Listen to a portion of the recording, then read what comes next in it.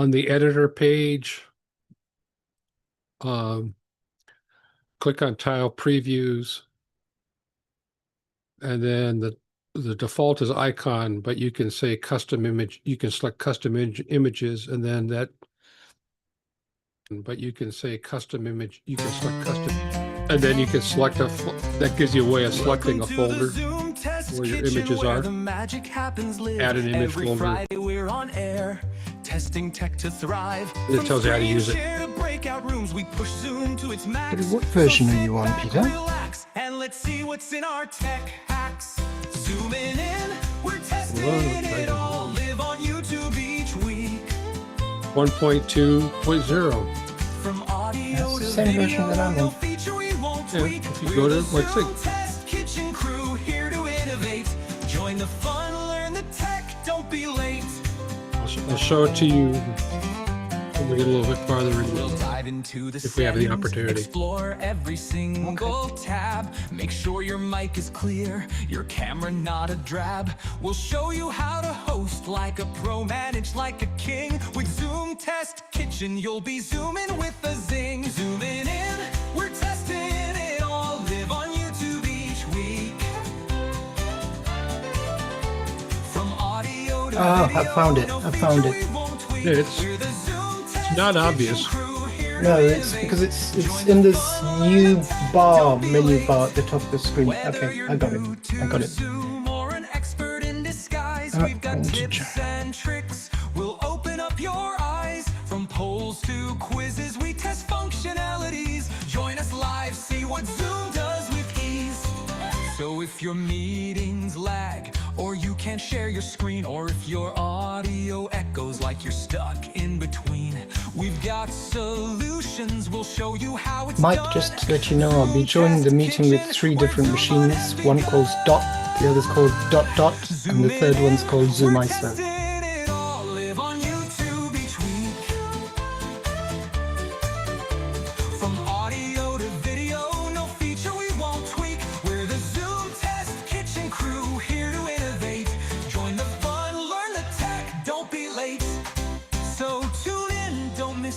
On this tech fest we lead every Friday. Zoom Test Kitchen, where you'll succeed. We'll make your Zoom meeting smooth, keep the tech in check. In the Zoom Test Kitchen, we've got your back, no wreck. So tune in, don't miss out on this tech fest we lead every Friday. Zoom Test Kitchen, where you'll succeed. We'll make your Zoom meeting smooth, keep the tech in check. In the Zoom Test Kitchen, we've got your no wreck. These lyrics capture the essence of what the Zoom Test Kitchen does, focusing on testing and teaching about Zoom functionalities in a fun, engaging way.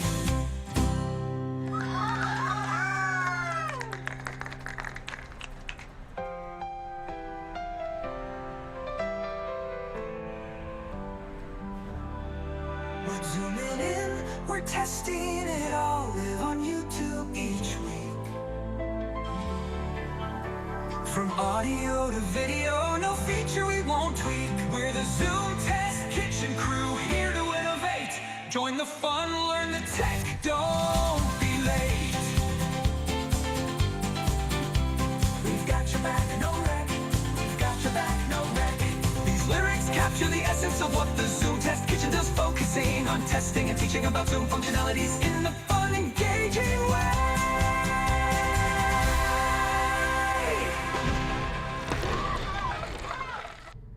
Good morning, good afternoon, good evening. Hello, everyone. Welcome to the Test Kitchen. Good to see you here.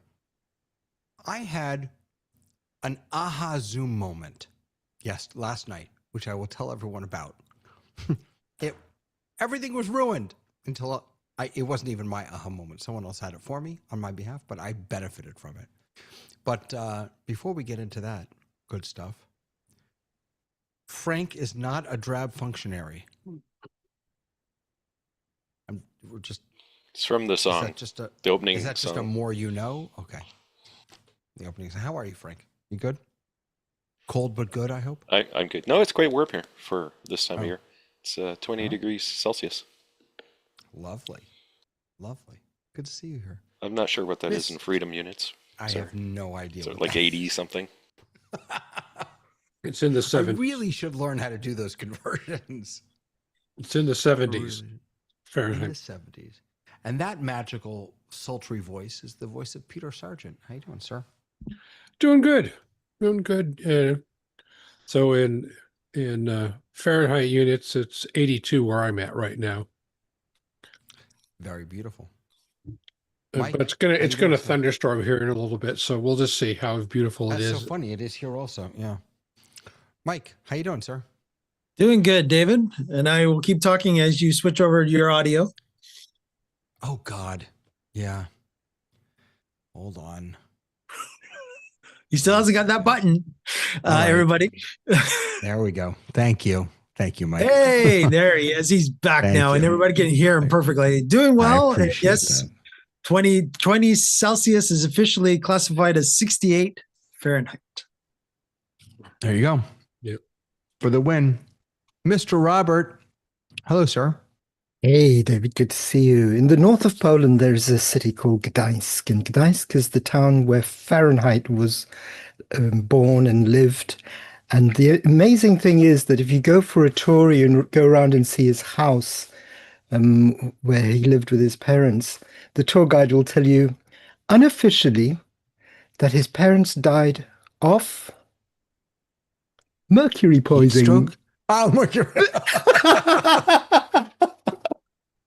Oh, that's fantastic. I mean, terrible. God forbid. Like, terrible. No one should suffer. Apparently, he used to use all of the utensils in the kitchen to do all his stuff and contain his That is funny. liquid metals. Oh, my gosh. That's hysterical. That's fantastic. Mr. Lehman with the weather bug. How you doing, Mr. sir? Paskin. I'm good. It's 74 here. So It's in beautiful. Fahrenheit. Yeah. Yeah. I'm Oh, doing you well have today. air quality too. That's nice. Oh, yeah. Where's this bug from? Overlays. I don't know. Oh, overlays. I don't know. Yeah. Cool. Very nice. Yep. Mr. Drinkwater, how are you, sir? I'm very good. It's 62 here. Oh no, that's now, my is age.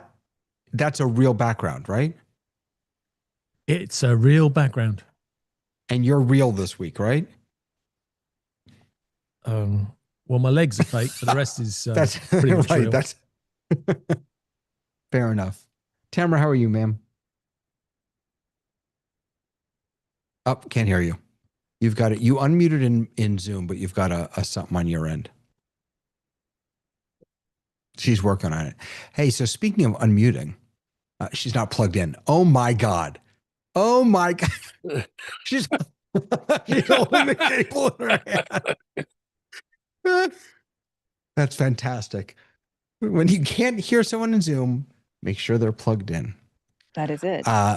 There you go. How you doing? I'm plugged in now, so that's good. I'm already better. That's funny. That's funny. It's so me. It's so on brand, So here's David. here's the aha moment from last night that happened at the very end of our show. Sure did. I was getting, so this has been happening for a few weeks now. This is at home. I was getting, I have a Rodecaster Duo, so I can see, and I've got all the Zoom audio routed to one channel.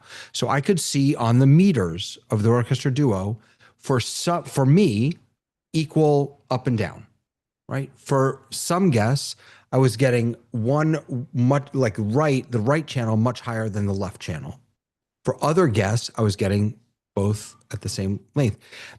So it wasn't on my end because what I was receiving varied from Zoom guest to Zoom guest. At least that's what I thought. It wasn't on me. And then I came into thanks to Dave, who helped me out. I opened my audio settings in Zoom, and I noticed that I had spatial audio turned on. And so what that was doing is, because I was receiving people depending on where they were in my gallery, Ecamm, when it was grabbing those feeds, was grabbing the audio spatially, and it was not then feeding it out to YouTube as full stereo audio. So that was the problem. But can we also just say, I'm so glad we solved that problem because you and I are very similar. And I knew as soon as you started, you were like, listen, we're not going to worry about it. But then as everybody was worrying about it, I could see it on your face. You were like, now I have to worry about it. And if we hadn't have solved it, you would have been like me and the rest of the week been like, I don't understand. So I'm Yeah. glad we were able to solve it. I am too. So it's spatial audio is great, but here's another little tip for those of you who want to use spatial audio with Zoom. Spatial audio, you really won't reap the benefits of spatial audio when you're listening to Zoom on a mono little earpiece like this. No. So I had it turned on for no reason whatsoever.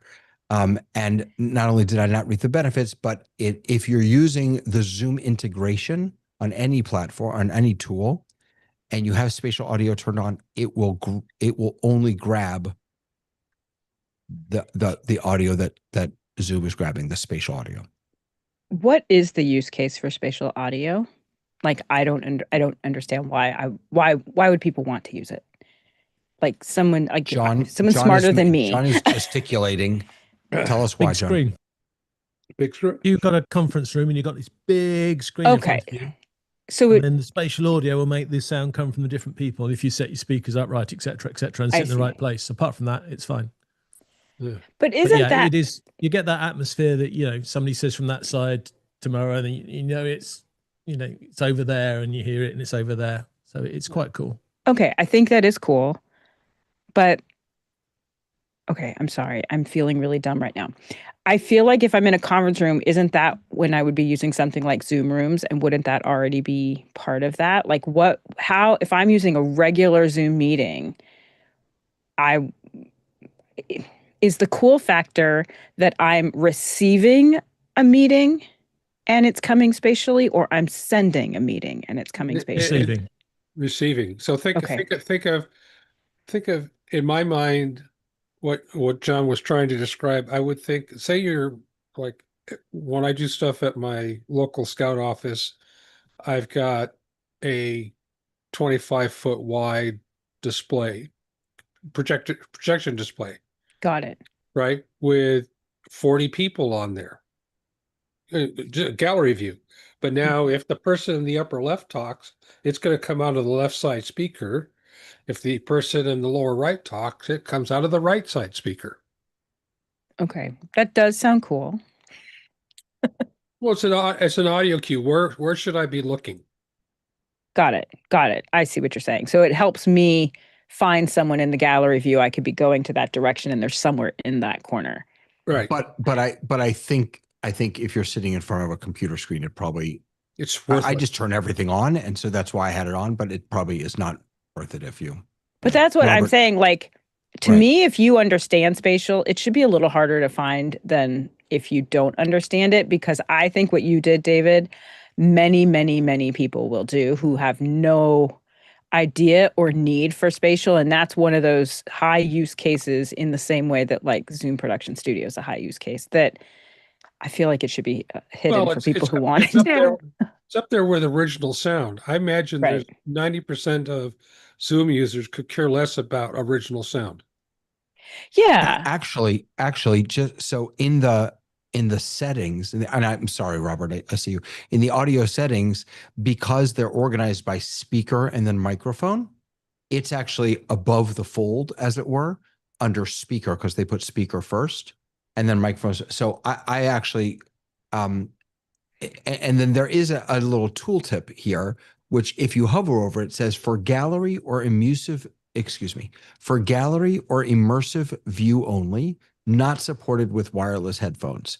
But again, I'm not using a wireless headphone, but if I were, I absolutely would have clicked it on anyway. I mean, I don't read the tooltips. So, Robert, do you want to jump in?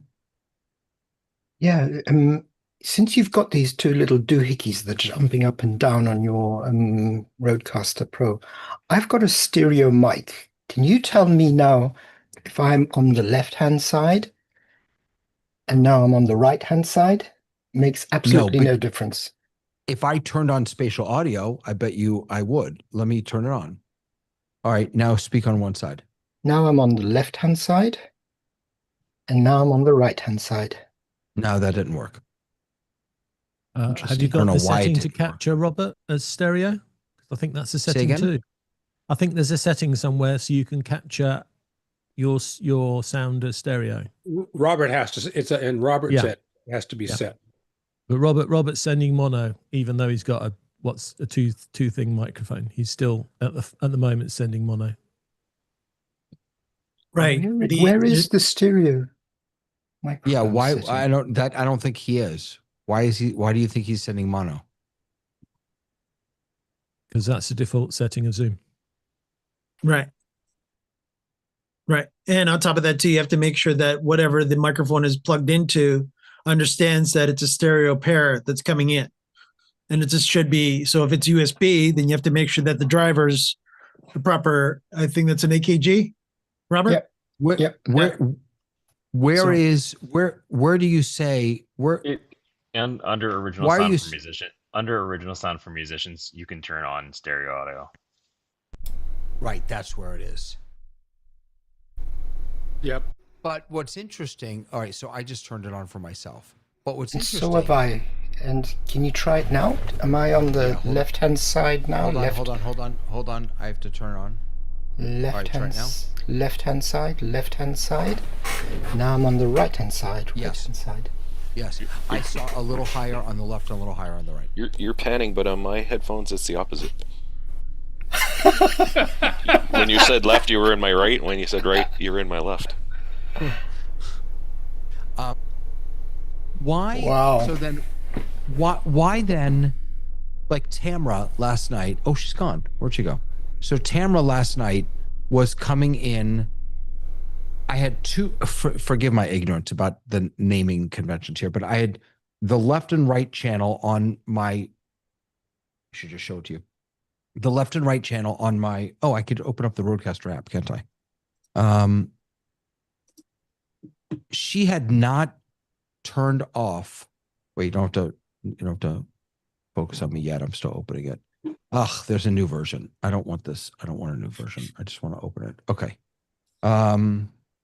Yes, there was a new version of Rode because Rode released all brand new products last night. Everybody knows. Yeah.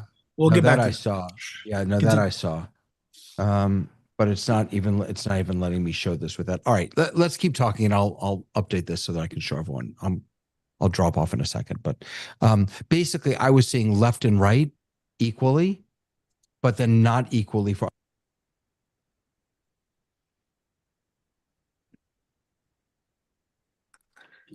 Okay, so I will talk now because David is updating the software, and right now the audio mixer died. So because the firmware is updating, it obviously cut his audio off. So guess what, guys? We don't do that in production mode, do we? Right. Reminds me of the time years ago when Leo Laporte managed to update his Windows machine in the middle of a broadcast, talking to it was Windows Weekly, and they're Yep. saying, "Yeah, you update this, update that," and he clicked go, and all of a sudden he was gone. He was gone, all right. Yeah, he was gone, all right. Yeah.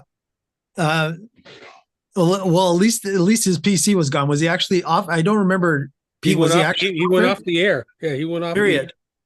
Yeah, it was. I just lost it. Paul Thurrott was left by himself.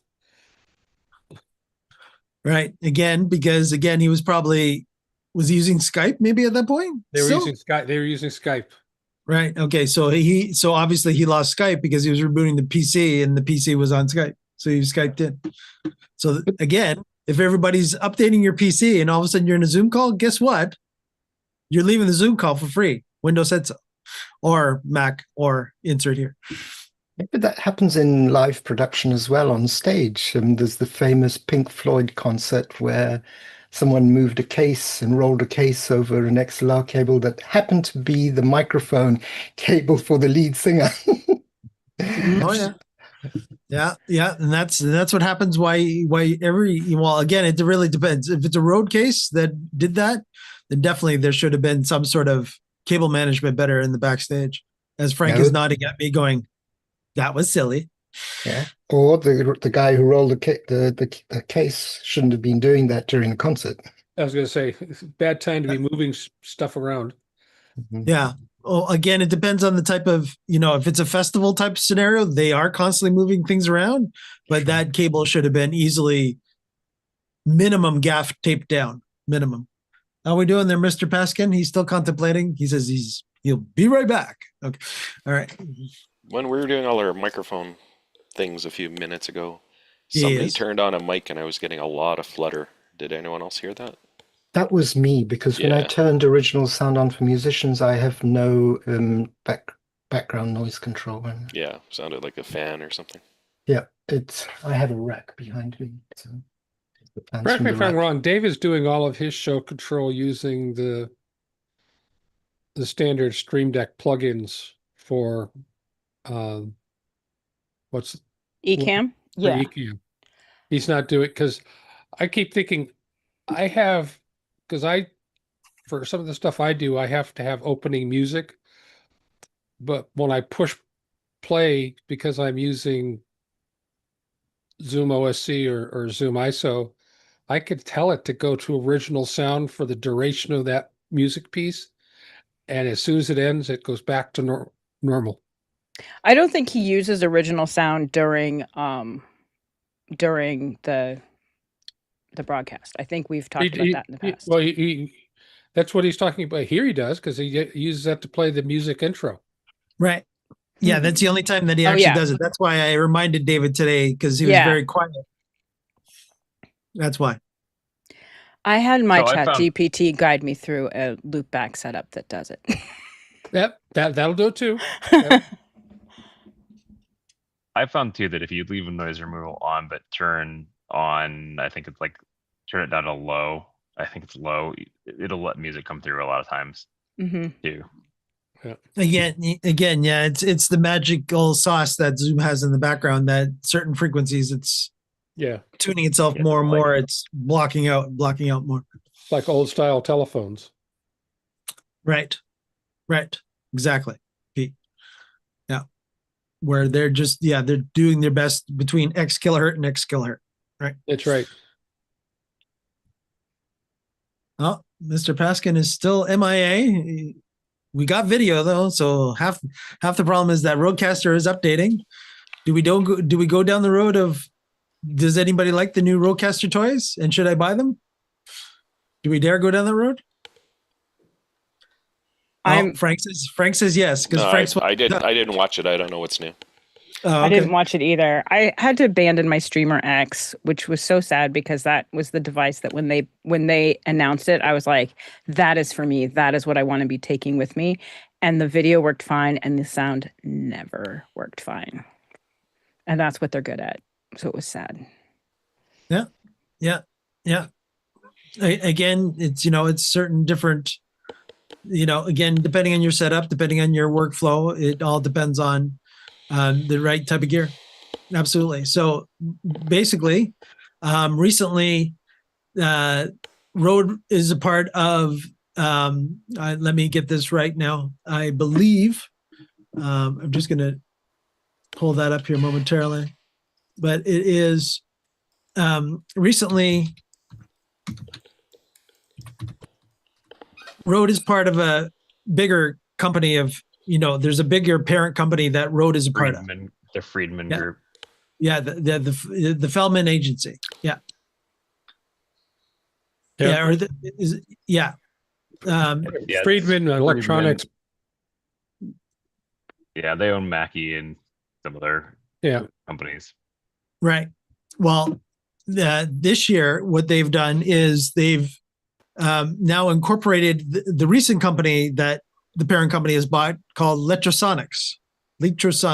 And again, Frank, you probably know of them.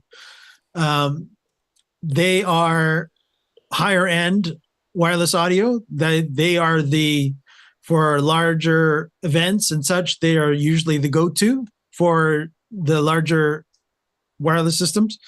And they're also in the broadcast world as well. So go figure, NAB. So yes, they decided to launch. So Letrosonics launched new products and also Rode did as well. And the newest wireless Rode they're working in conjunction with that company. So they're definitely sharing their ways on the wireless stuff. where Letrasonics now has 2 new microphones, and one of them looks like a Rode Shotgun microphone. And now wireless for Rode has gone from the Wireless Go up to a more professional style of wireless pack where you have to have a lav attached to it, not one of these that you can actually have not the microphone built in. It's And it's not running on the 2.4 gigahertz frequencies either. I think it's UHF.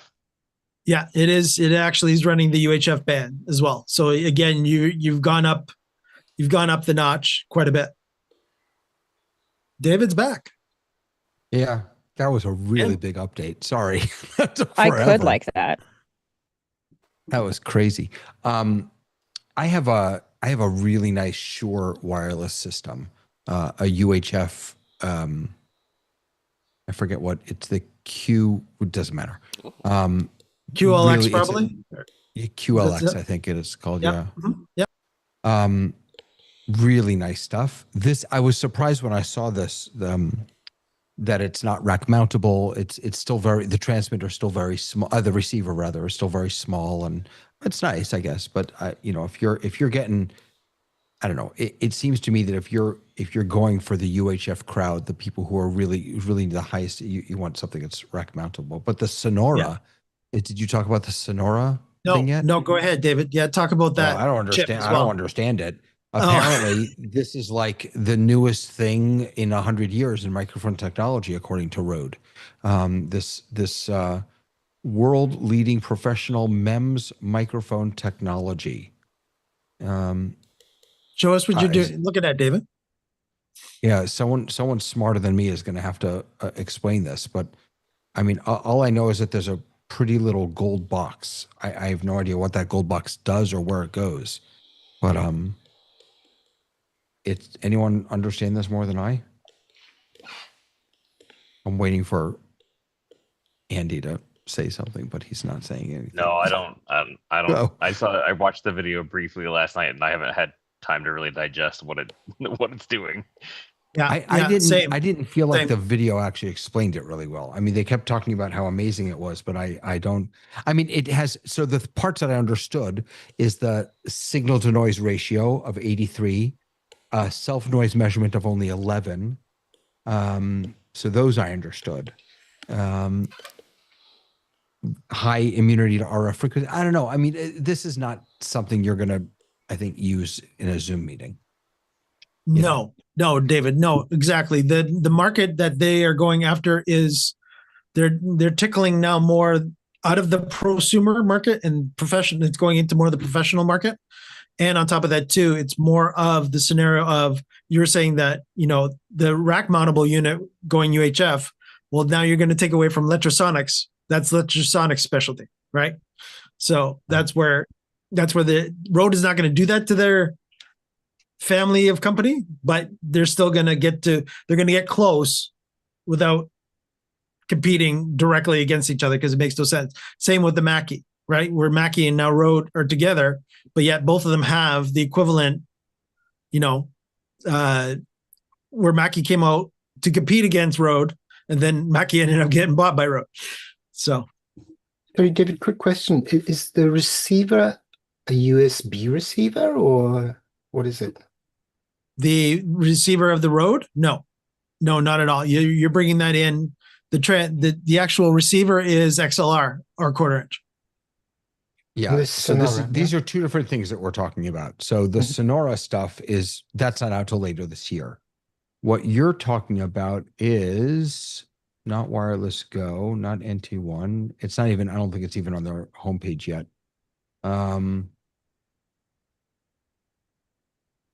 Rode Link 2, is that what it's called?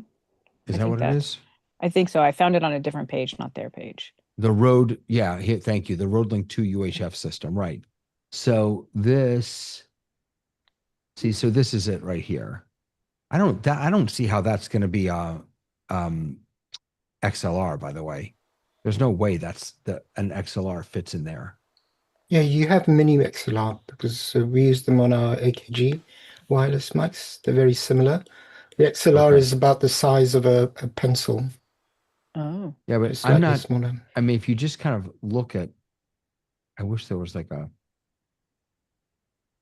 these inputs. Those inputs to me look like Well, those are that middle box is the receiver.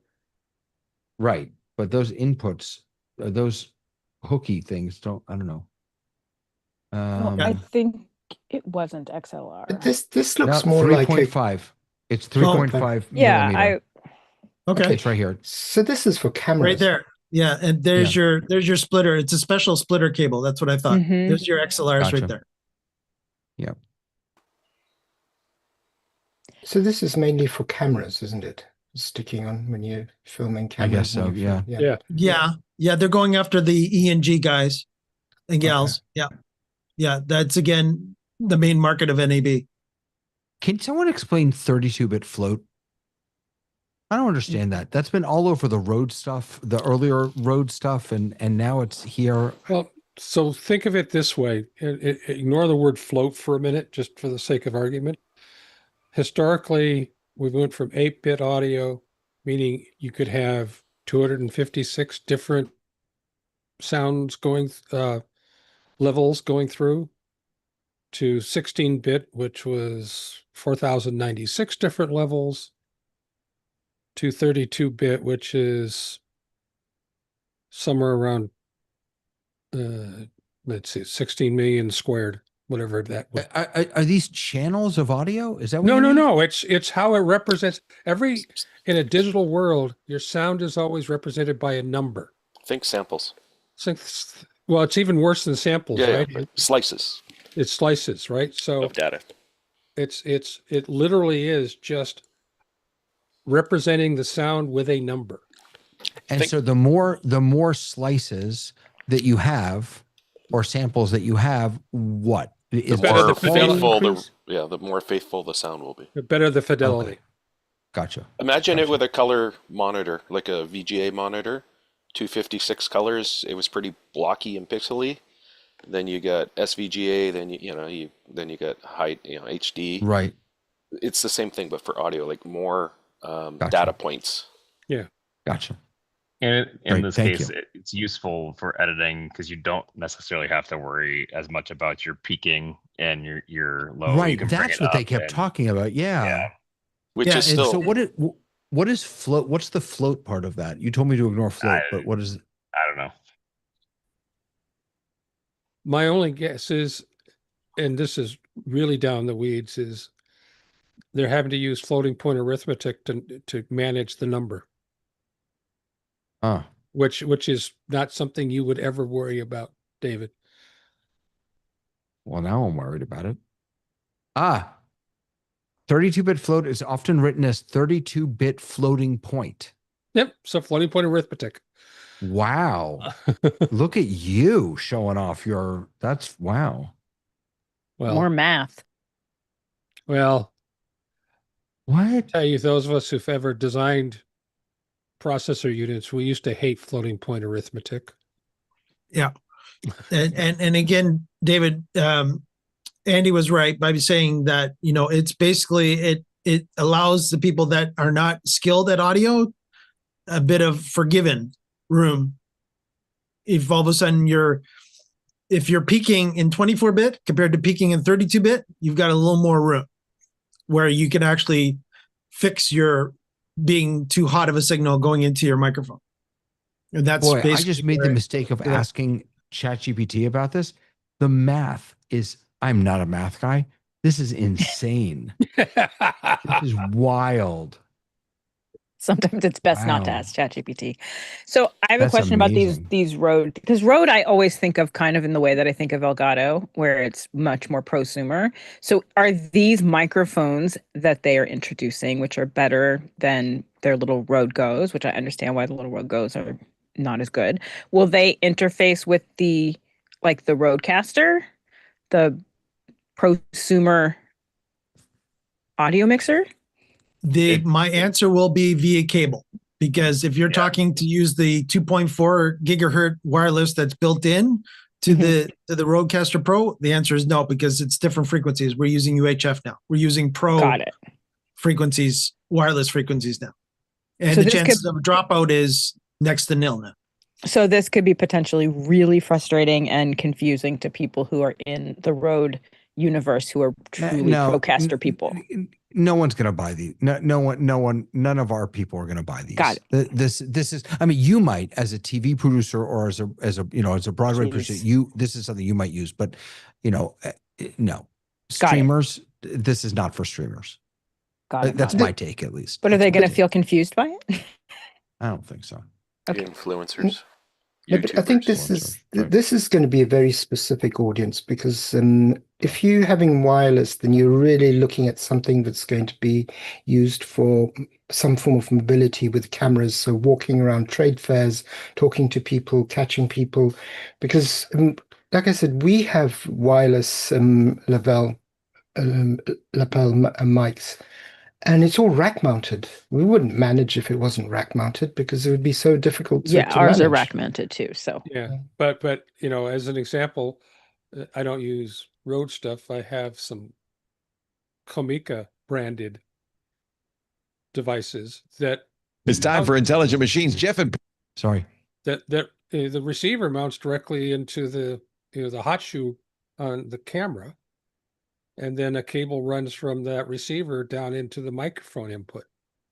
And then who's ever wearing the transmitter part of the microphone unit is essentially talking straight to the camera, right? There's nothing in between. Do any of you watch Intelligent Machines? The Twitch show? Yes. Did you watch the episode 2 days ago, Frank? I don't watch it. I listen to it, but yeah, I listen to it. I was very, very offended. I took it personally that the guest had some choice words about Zoom.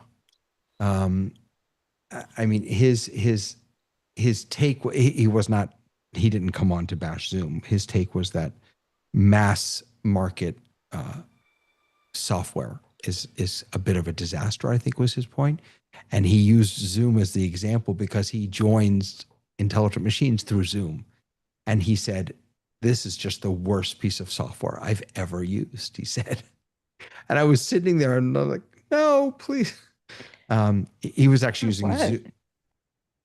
So he was coming through Zoom. They use Zoom for eCam in the studio. His name is Craig Maude. I'm sure he's a lovely guy. He's in Japan. He loves long walks. That's what he said. It was. Did he offer an alternative? Because then I'll really can be able to judge him properly. His alternative was we should build something better. That we now have the tools at our disposal to build something better. Everyone can build a bespoke tool for themselves.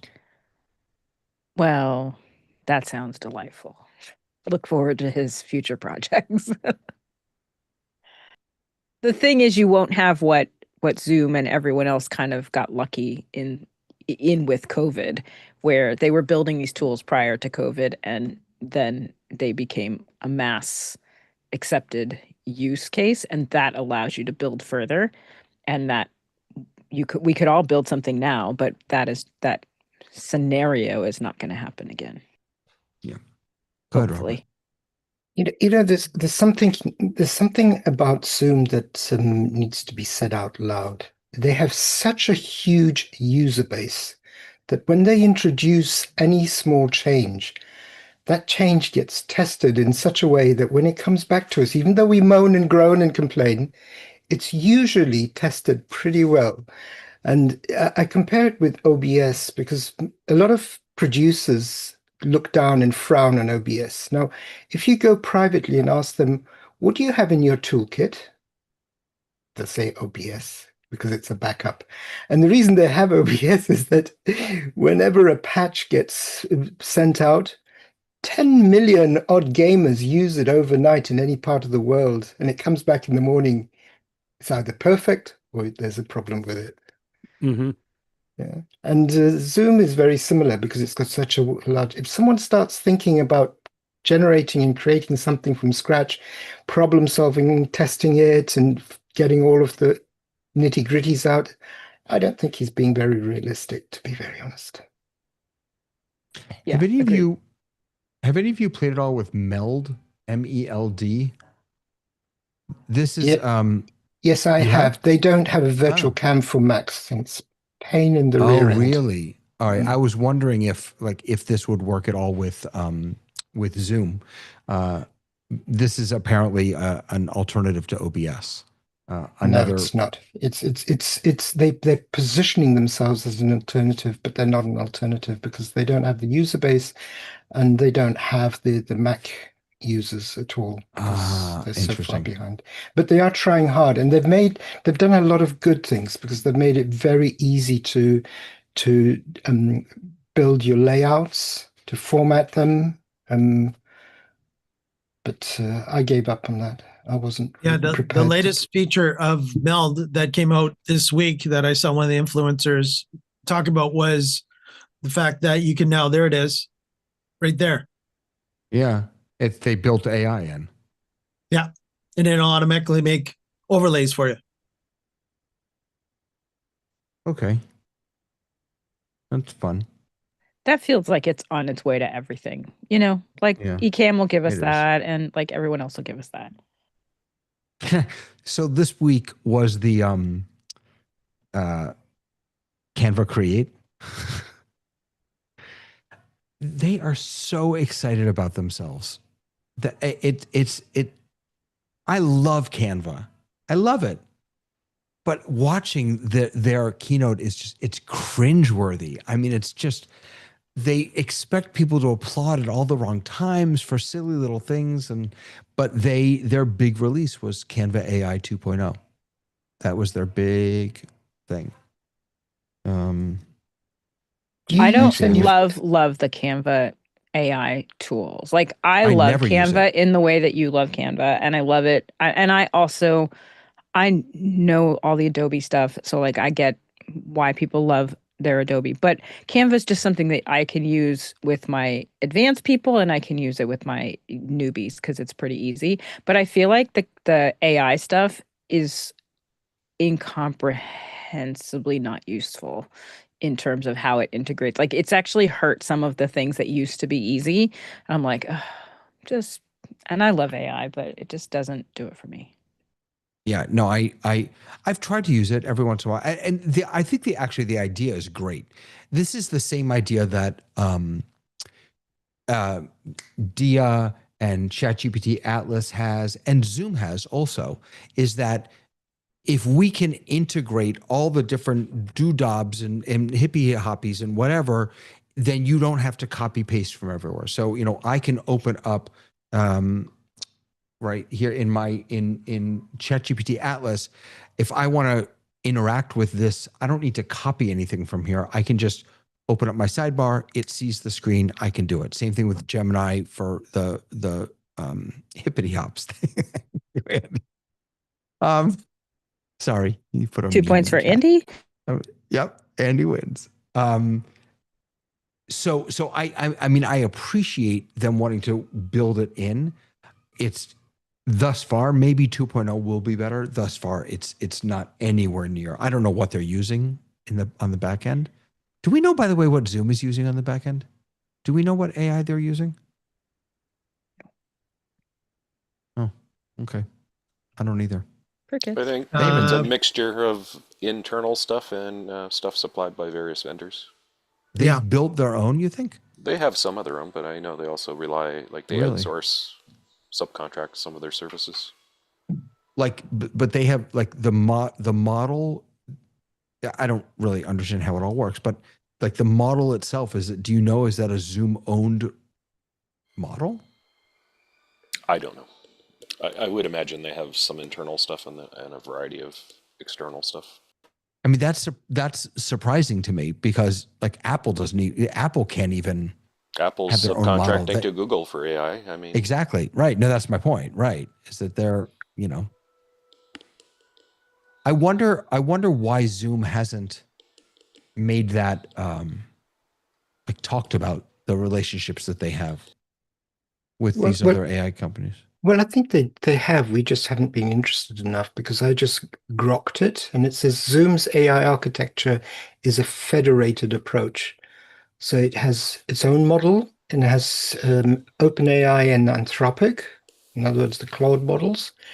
And it also uses something which I'm not aware of, is called the NVIDIA Nematron. NVIDIA Nematron? Yeah, That it's sounds awesome. the name's cool, isn't it? Yeah. No, that's what I mean. Nematron 3 Super.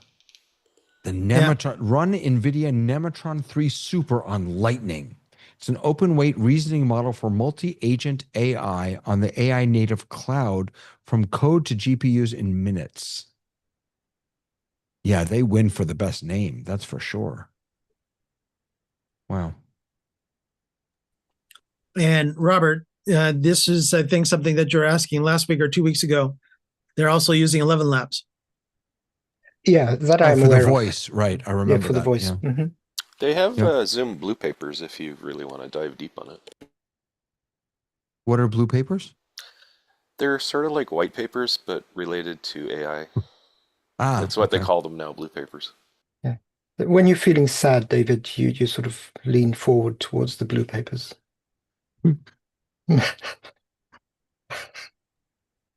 There's also a neat function called Zoom for Claude. And it's a connector between Zoom and Claude. We so you talked can about go that. into Claude and you can do all the questions and talk to it and get your answers back on Zoom related events and meetings. Right. We did that last week and we tried to, I think, schedule a meeting. And 20 minutes later, it did it. It was so exciting. And now I just pulled it up on my screen and now I'm being prompted, switch to Opus 4.7 for my most ambitious work. But Well, I asked ambitious. Claude to explain why I would use Opus 4.7, and it's really like not your average. It's really like if you're doing deep coding and more advanced stuff. Customize. Let me go back. All right, here we are. More file types on Claude. Allow limited network access. No, thank you. Sure. Yeah, sure. Why not? Updated. Oh, I have to relaunch to apply. God, there's so much updating going on. David will be back with us shortly. No, I'm. What time does Zoom Test Kitchen start today? Oh God. Okay. All right. Okay. Sorry. Good call. 2 points for Frank. He's absolutely right. Yeah.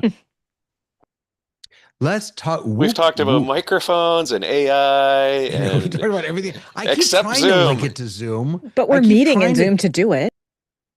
That's true. I keep trying to connect it to Zoom. There's I've nothing got a Zoom new. question, if that's what you're looking for, David. Sure. Yeah. Go for it. Last week, I don't know if you remember, there was Sebastian Jimenez on the show, and I spoke with Sebastian during the week because he wanted some. Because I told him to talk to you. Zoom. I sent him to you. He came to me first. I said, "Boy, this is above my pay grade. You got to talk to Robert."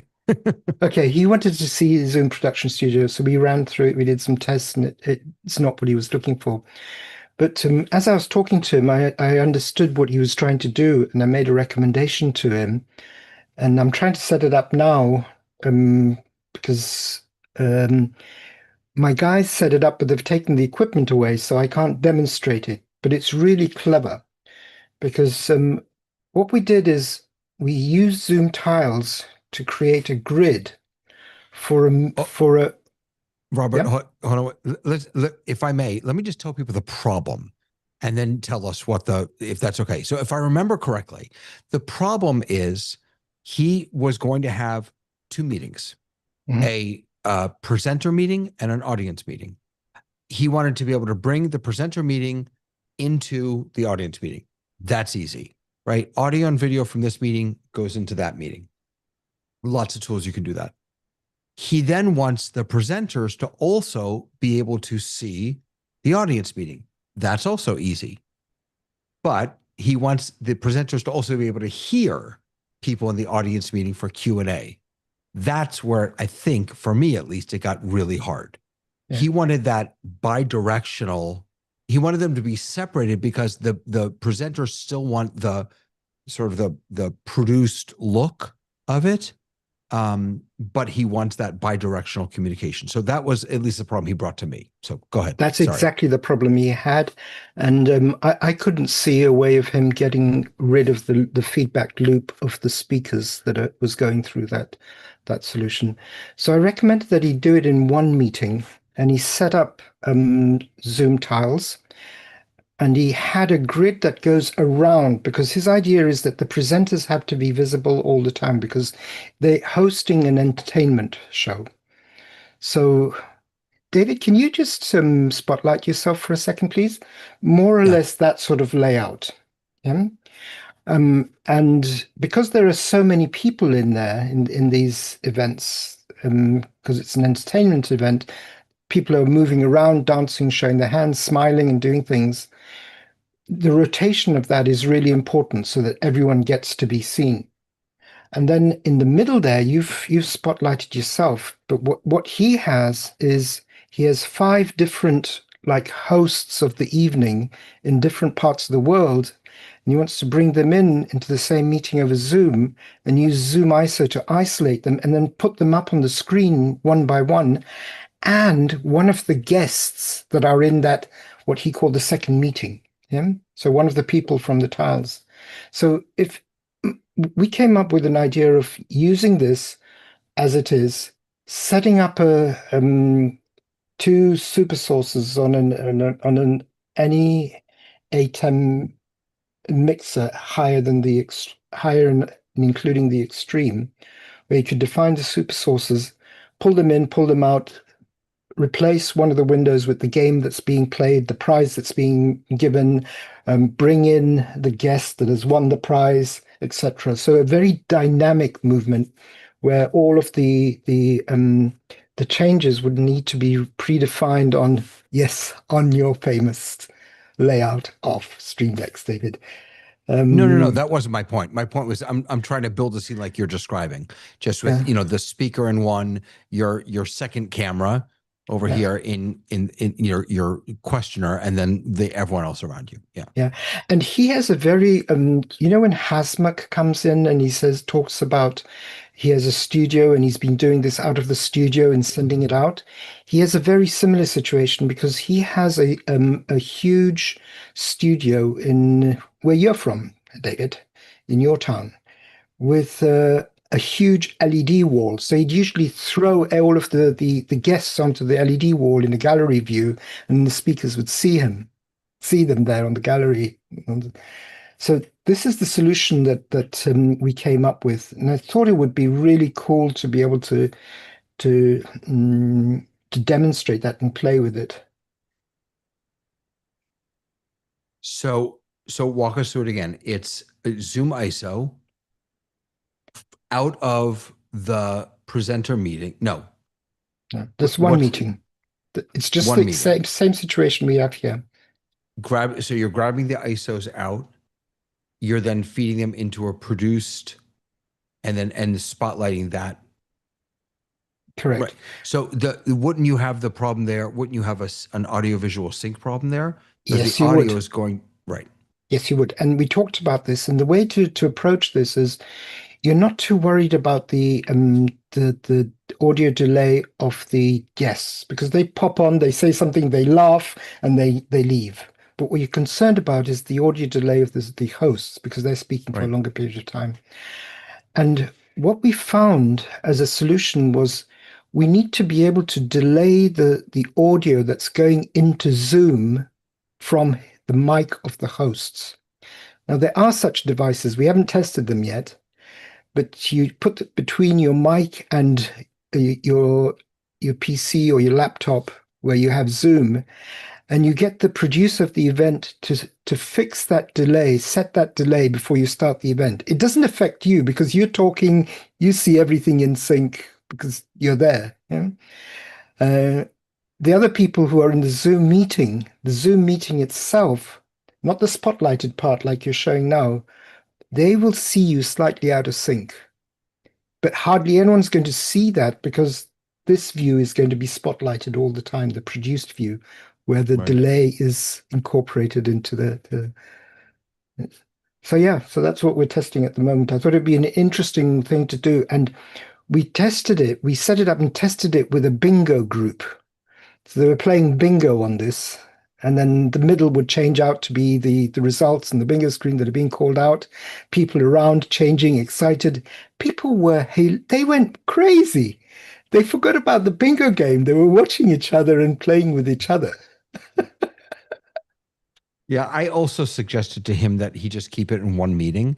And my answer to what was not to do what you suggested, only because of that delay, was just use OSC to do really smart, really well done switching of who's spotlit, and have a nice hold screen and a video play out and all that. But yeah. Yeah. The other thing that we also want to add and test this week is to get the Zoom Graphics Toolkit and get reactions coming up being generated, because people do give reactions, and on the small tiles they're very small, or the majority of them are not seen at any one given time. So the graphics toolkit brings that up and throws them up all over and you can spread them out all over the screen the way you want to, whatever you define it as. And the good thing about tiles now is that you can move the last row of tiles to the left or to the right and put in a logo there. So you can have a logo in there as well. Yeah. Sorry. Wait.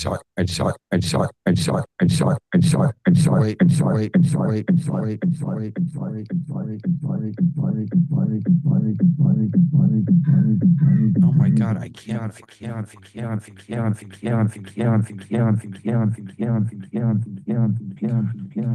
David, it's your Zoom ISO that just connected.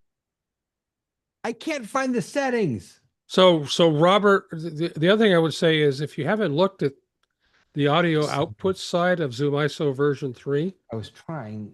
you can actually Zoom dial in an audio delay. OSC.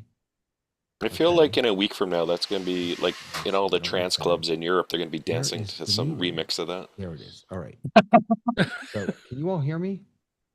Yeah, very faintly. But can't- Robert, They- did you you hear know me? that? Because you were talking about a hardware No, I delay. can't hear you. Wait a Yeah, second. I heard you, Peter. But all I was going to say to David is that we can hear you, hear you, hear you, hear you, hear you, hear Still? you, hear you, hear you, hear you.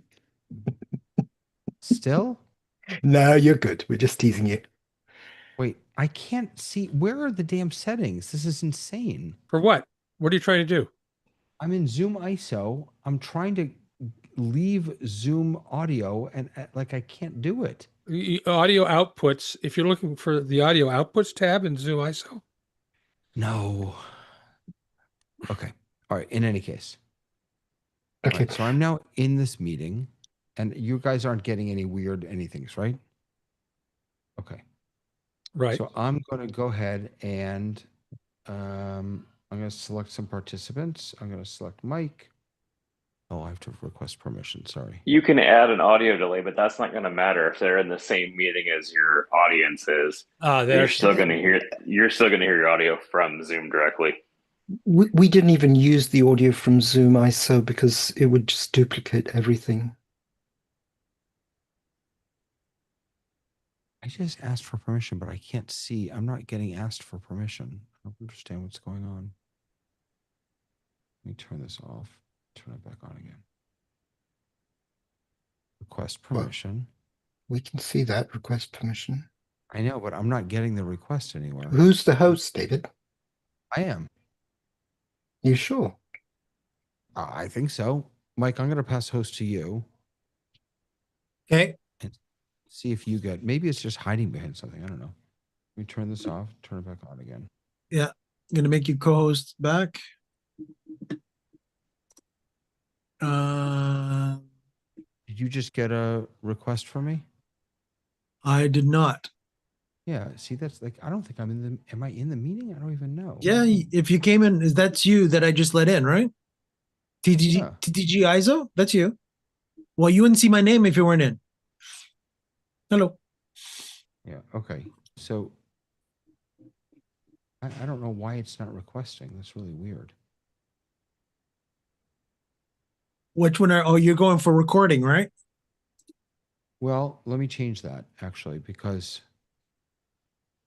sometimes recording, if someone's already recording, that may not work. So let me change it. Yes, to which you not. are. I don't know why you are, but you are. There we go. Got it. Okay, that's what it There you was. go.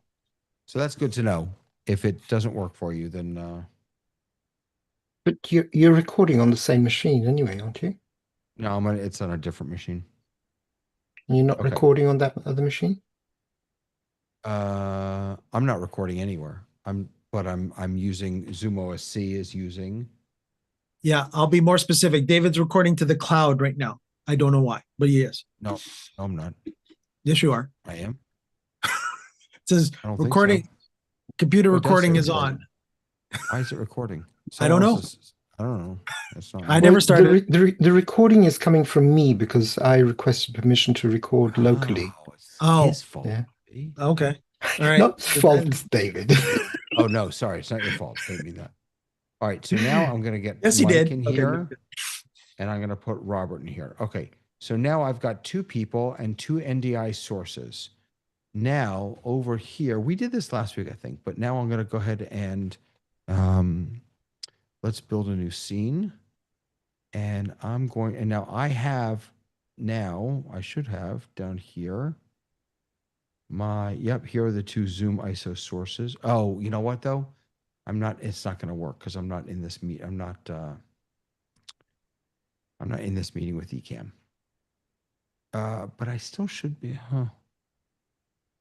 that shouldn't matter because I should be able to grab them with NDI, David. Yeah, I know. Why? It's interesting. Why? Did you enable NDI for both Robert and I? Yeah. Yes, you did. David, you know what I've noticed with NDI on Macs? You need to give it between 45 and 60 seconds before it actually appears in the receiving end. I don't know what that is.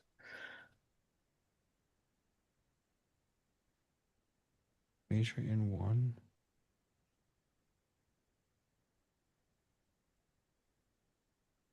Yeah, for some Zoom ISO, here's Zoom ISO 1 and Zoom ISO 2 for some reason. Oh, it's interesting.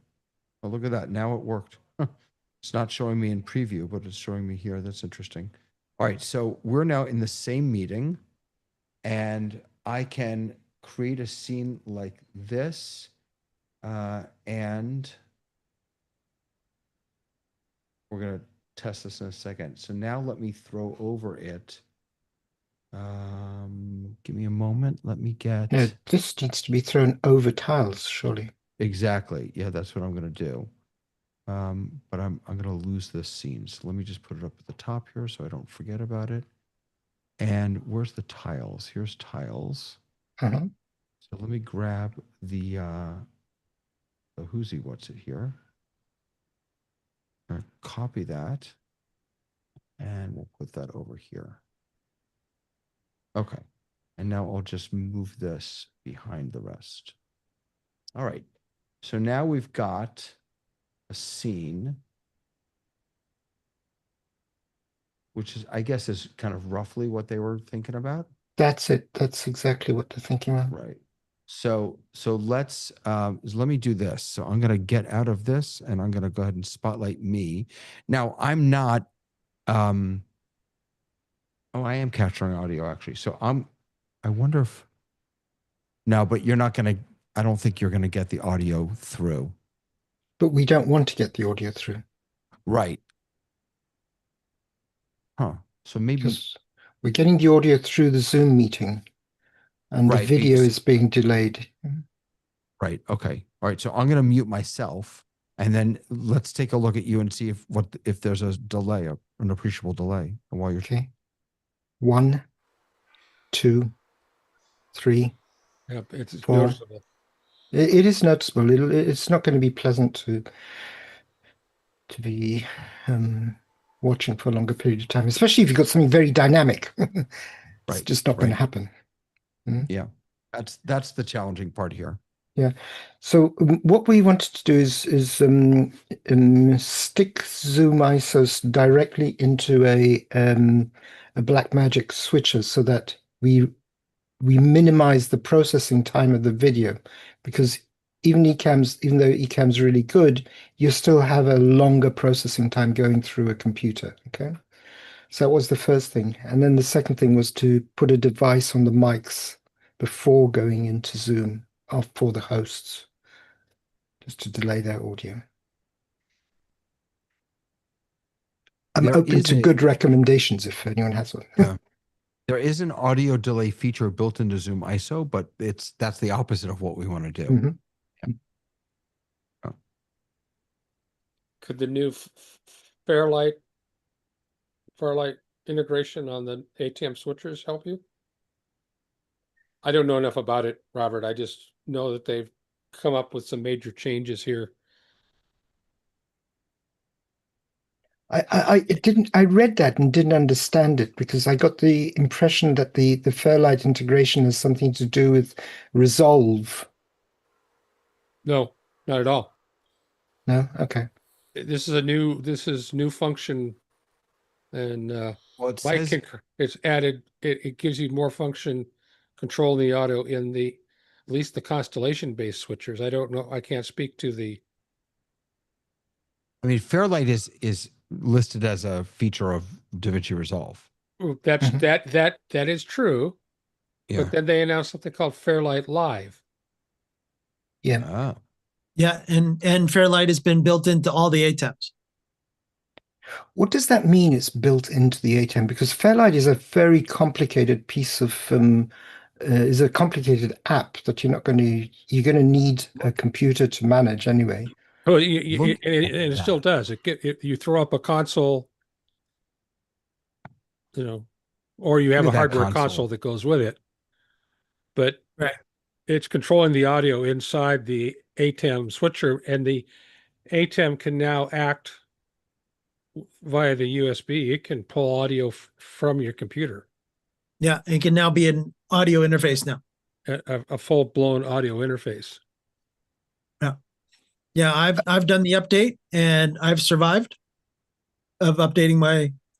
I'm pretending I'm David today or yesterday, and I did the actual my A10 Mini Pro update of the new firmware, and I now have that functionality where I can now, if I had a second port on my A10 Mini Pro not being used by Zoom right now, which it is, so that's all comments to everybody that has an Extreme.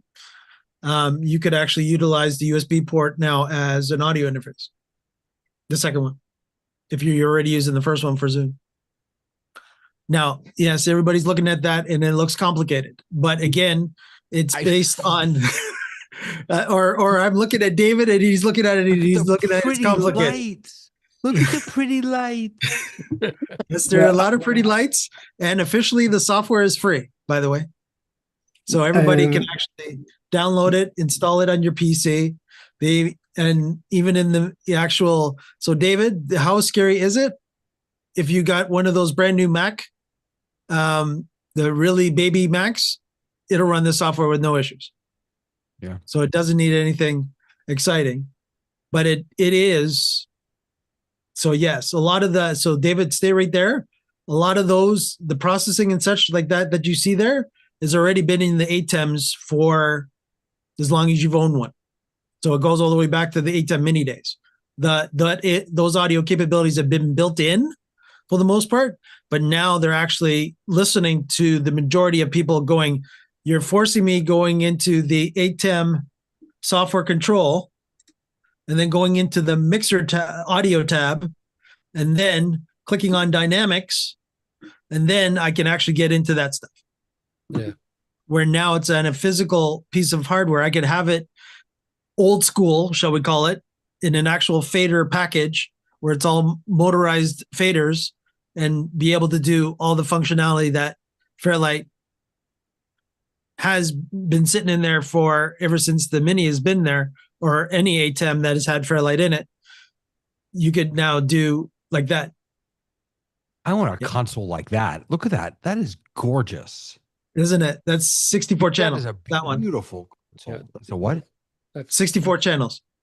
40 faders. So Yeah. 40 faders, but it actually has multiple buses in it. So you could actually go 40 times, forgetting how many there are. I think it's well over 100, I think. yeah.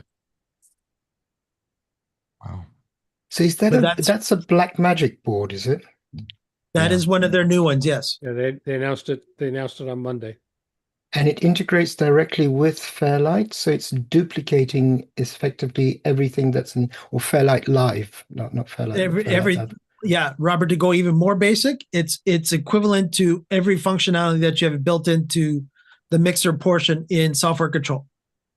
The audio mixer portion of software control that hardly anybody uses because a lot of people have been doing this outboard, right? But it easily can be done. And what they're doing is they're taking away the third-party companies that have been making these for a while now, and now they're making their own. Well, I don't know if they're taking away all this, the third-party companies, because I use Fairlight in DaVinci Resolve for a lot of audio work that I do in post-production. And the beauty about Fairlight is that it has a lot of plugins, inbuilt plugins, but it also has the ability to handle external plugins that you can load in. And we have a mass of Hofer plugins that we use. Or just like the what are they called? The WLM meters. They could be used, but DaVinci has much better meters anyway, so we don't need them, or Fairlight does. But it's absolutely amazing. I just didn't think of moving all of that functionality onto a physical board, which seems such an obvious thing to do now when you think about it. Right. But Robert, understand you're using it in DaVinci Resolve or one of their DaVinci products. This has actually been in the physical hardware. So you can actually control the physical hardware audio mixer. Notice the branding, Robert. It is considered a separate product. Fairlight Live, yes. Yeah. Mm-hmm. I missed this part of the Blackmagic announcement because my eyes kind of glaze over because they go for like 3 hours, and he started and he kept stacking things that I didn't understand on top of each other on the desk, and I kind of gave up. But these are just beautiful. So how would this help with the Zoom dilemma before us? Or again, my audio train is I use a regular analog mixer, and I'm just literally tweaking the analog functionality of that mixer. So it has no plugins, no nothing in it. Now I'm bringing that audio in from that audio mixer into my ATEM via the 3.5 millimeter that everybody hates, but obviously works perfectly fine. And then once I bring it into there, now Fairlight, I go into Fairlight portion, aka software control of Fairlight, into the audio section. And in there, I hit on the dynamic section, and you've got everything in there. You've got expanders, gates, compressors, limiters, all built in to the ATEM, and has been in there. And yes, I'm only running an ATEM Mini Pro. And to quote Andy Carluccio, he says, "Yes, Zoom ISO does indeed work with Fairlight Live Beta." I'm still missing. I think maybe Robert, you can help me. Yeah, How that's David, can I summarize what Mike said just now? The answer to your question is it doesn't, because the average user is not going to have the audio trail that Mike has, the audio chain that Mike has. The average user is going to have a mic that's plugged into either talking straight into his laptop mic or plugged in through an external mic directly. But I'm not sure I even understand how Mike's setup would help with this, because yes, I can apply a delay to the audio, but again, that's not what we need to do. We need Mike's setup will help, because Mike is trying to explain to you that he has Fairlight functions already in his ATEM switcher. So he Right, can but go Fairlight into those Function- and delay his audio going out before it goes into Zoom. But we don't Right. need to delay the audio. We need to delay the video. 100% you I thought. do. No, Yeah, you do. No. For my cameras, you do, because of the fact that HDMI coming out of my cameras adds a delay. I'm and talking it about makes no. I'm talking my about the video problem and that audio in Robert. sync. No, I'm talking about the problem that Robert and I were dealing with the Sebastian. Yeah, just switch back and you'll see it's the video that's delayed. You can hear me before you can see my lips move. So then why can't we just in Zoom delay your audio? There is no function to delay your audio in Zoom. Because once I speak into Zoom, there's nothing you can do with my soundtrack. And because the audience and the presenters are in the same meeting, the audience is going to hear the presenters' audio coming directly from the presenters, where their video is coming from whoever's producing the video. So there's no way to sync those. So you would have to do that before the presenters get into Zoom, and in doing that, if you looked at just their audio and video in Zoom, it would be out of sync. But if you're looking at it from the producer's point of view, then it would be in sync. Absolutely, that's correct. That's our thinking. And that's why the ATEM is important, because this all has to happen before the Zoom they ever get in the Zoom meeting. Well, the ATEM isn't important for that, because what we're talking about is that each host has to have a device to delay his own audio before he puts it into the meeting. Sorry, whether it's ATEM or not, but you could even use audio hijack for that. Just bring that in and throw a delay in audio hijack, and then send that to Zoom. If you wanted to, it wouldn't have to be a physical device. Yeah. The reason I'm talking about a physical device is that we're dealing with hosts all over the world, and it's easier to send them a box and tell them, plug in here, plug in there, move the button to 2. Do not touch, do not do anything 100% agree. Yeah, 100% agree with that. Would there be any value for like not in vanilla Zoom, but maybe in Broadcast Production Studio or something like that, to add delay features? It should happen at the server. Can you explain how that? I don't understand how that. So we're all connecting. Think of Zoom's cloud servers as a routing switcher. We're all sending our signals to Zoom. It collects them and it's multicasting them back out. If there was some way to tap into the server that it was publicly available to special users who paid a fee or something, then you could dial in your delays at the server, and the server would manage all of this for us. But does Zoom see a business case for this? I don't know. And they probably charge, because it would only probably matter to big clients, like professionals, they'd probably charge a lot for that, right? Gotcha. Is that something that could live in Production Studio if for whatever reason they... Yes and no, because just keep in mind, Production Studio sends everything out. Right. Just like you're streaming out. So you have, before you send it out, you can do all of the corrections that you need to do to get the produced audio video out. Because it's the webinar situation and not the meeting situation. Right. Yeah. But yes, it was an interesting case, and thanks, David. That was really good that you did the background and gave some context. Yeah, it was great. Mike, Mike's not on screen. Sorry. Do you want to read Brody? Hey, yeah. Brody, good to see you, by the way. Hey, Brody. Brody's been having problems with his mixed pre, so I'll go through it here. So he says, I was a presenter for a webinar at the Library of Congress recently. Congrats on that, Brody. I was using a mixed pre audio interface. Great. Worked fine during tech check, but would not work for webinar. So he realized that he used Zoom meeting for tech check. Then he changed from meeting to webinar. Changing from meeting to webinar disabled mixed pre. Huh? Yeah, I'm if anybody saw my face, I'm doing the there too. Yeah. Nothing else changed. Could select mix pre in webinar audio controls. Could select mix pre in webinar audio controls be no audio input or output. It sounds like to me, and I've got my thoughts already, but you've got more, Brody, so I'll keep going here. I was able to present webinar using MacBook M4 Pros, using updated Zoom version and latest pre-Tahoe OS. Left and re-entered Zoom webinar, switched USB Mac inputs and power cycled MixPre without success. So what it sounds like to me, because Zoom doesn't, because again, Zoom webinar and Zoom meeting are both using your Zoom workplace app.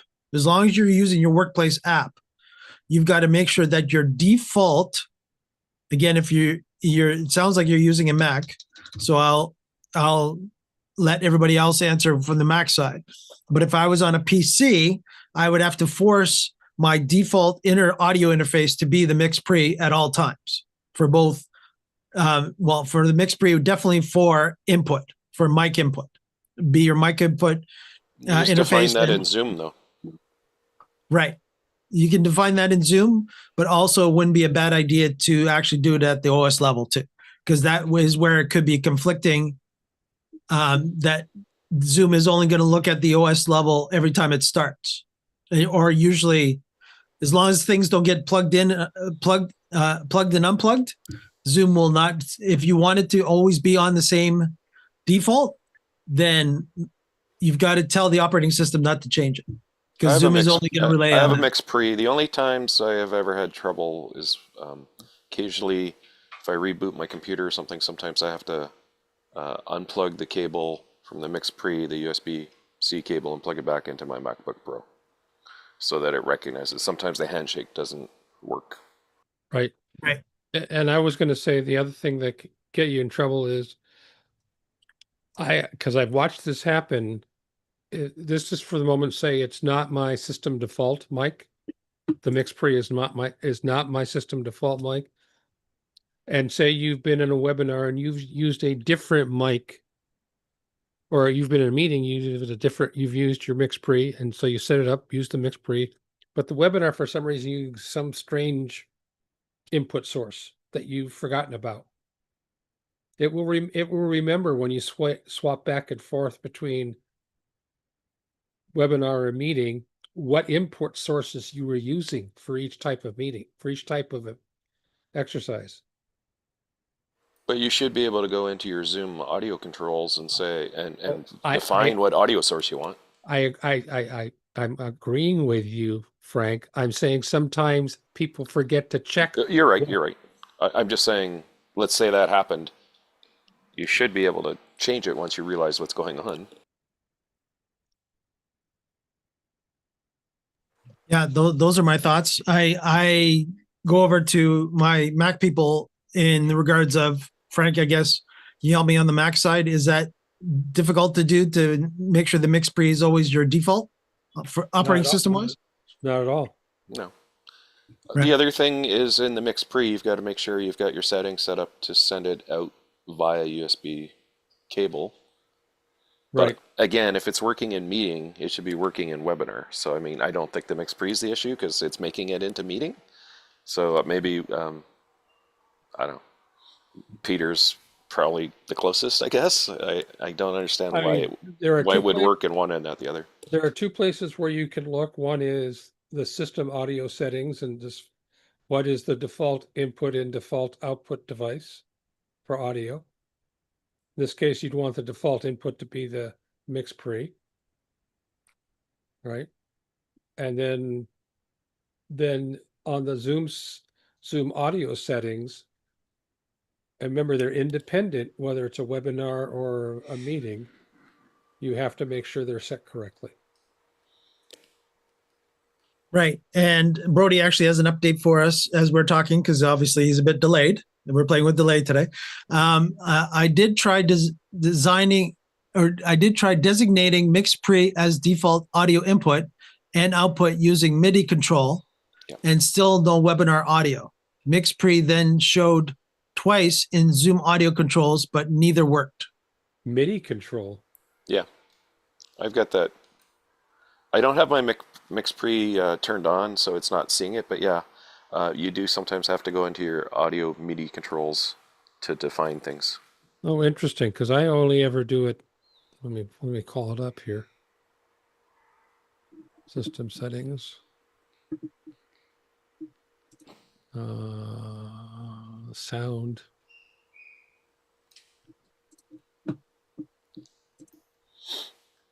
You know, let me share this.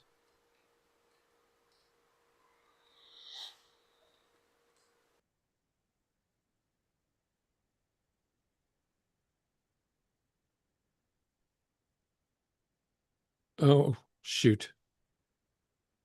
Open system settings. It's probably going to force me off here momentarily. You can do a David on us. I'm afraid I might. Oh, It's not still got- it's not an update. It's more of a permissions exercise. Yeah, we still got you, Pete. No changes video wise anyway.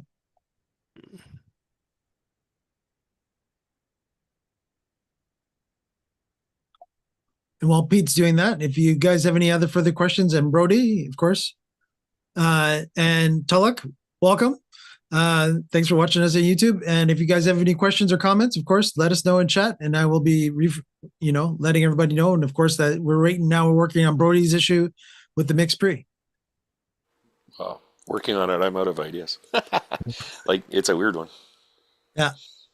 Just I'm gonna have to back out here for a moment. It's forcing me to restart Zoom.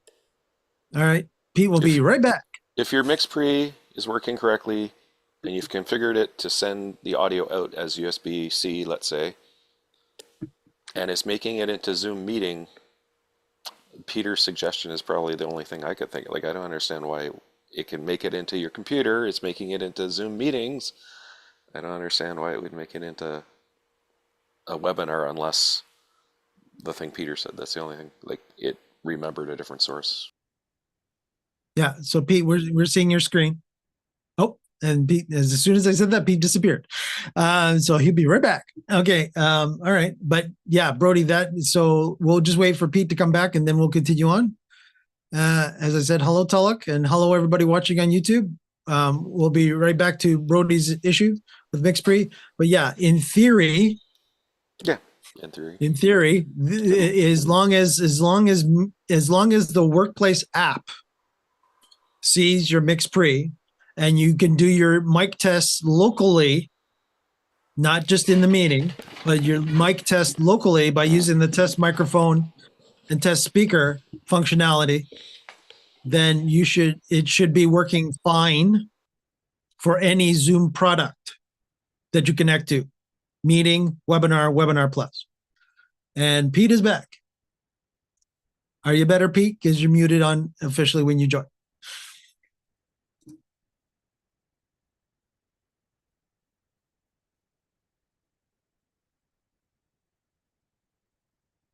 Yeah, Pete, FYI, you're on mute, Pete.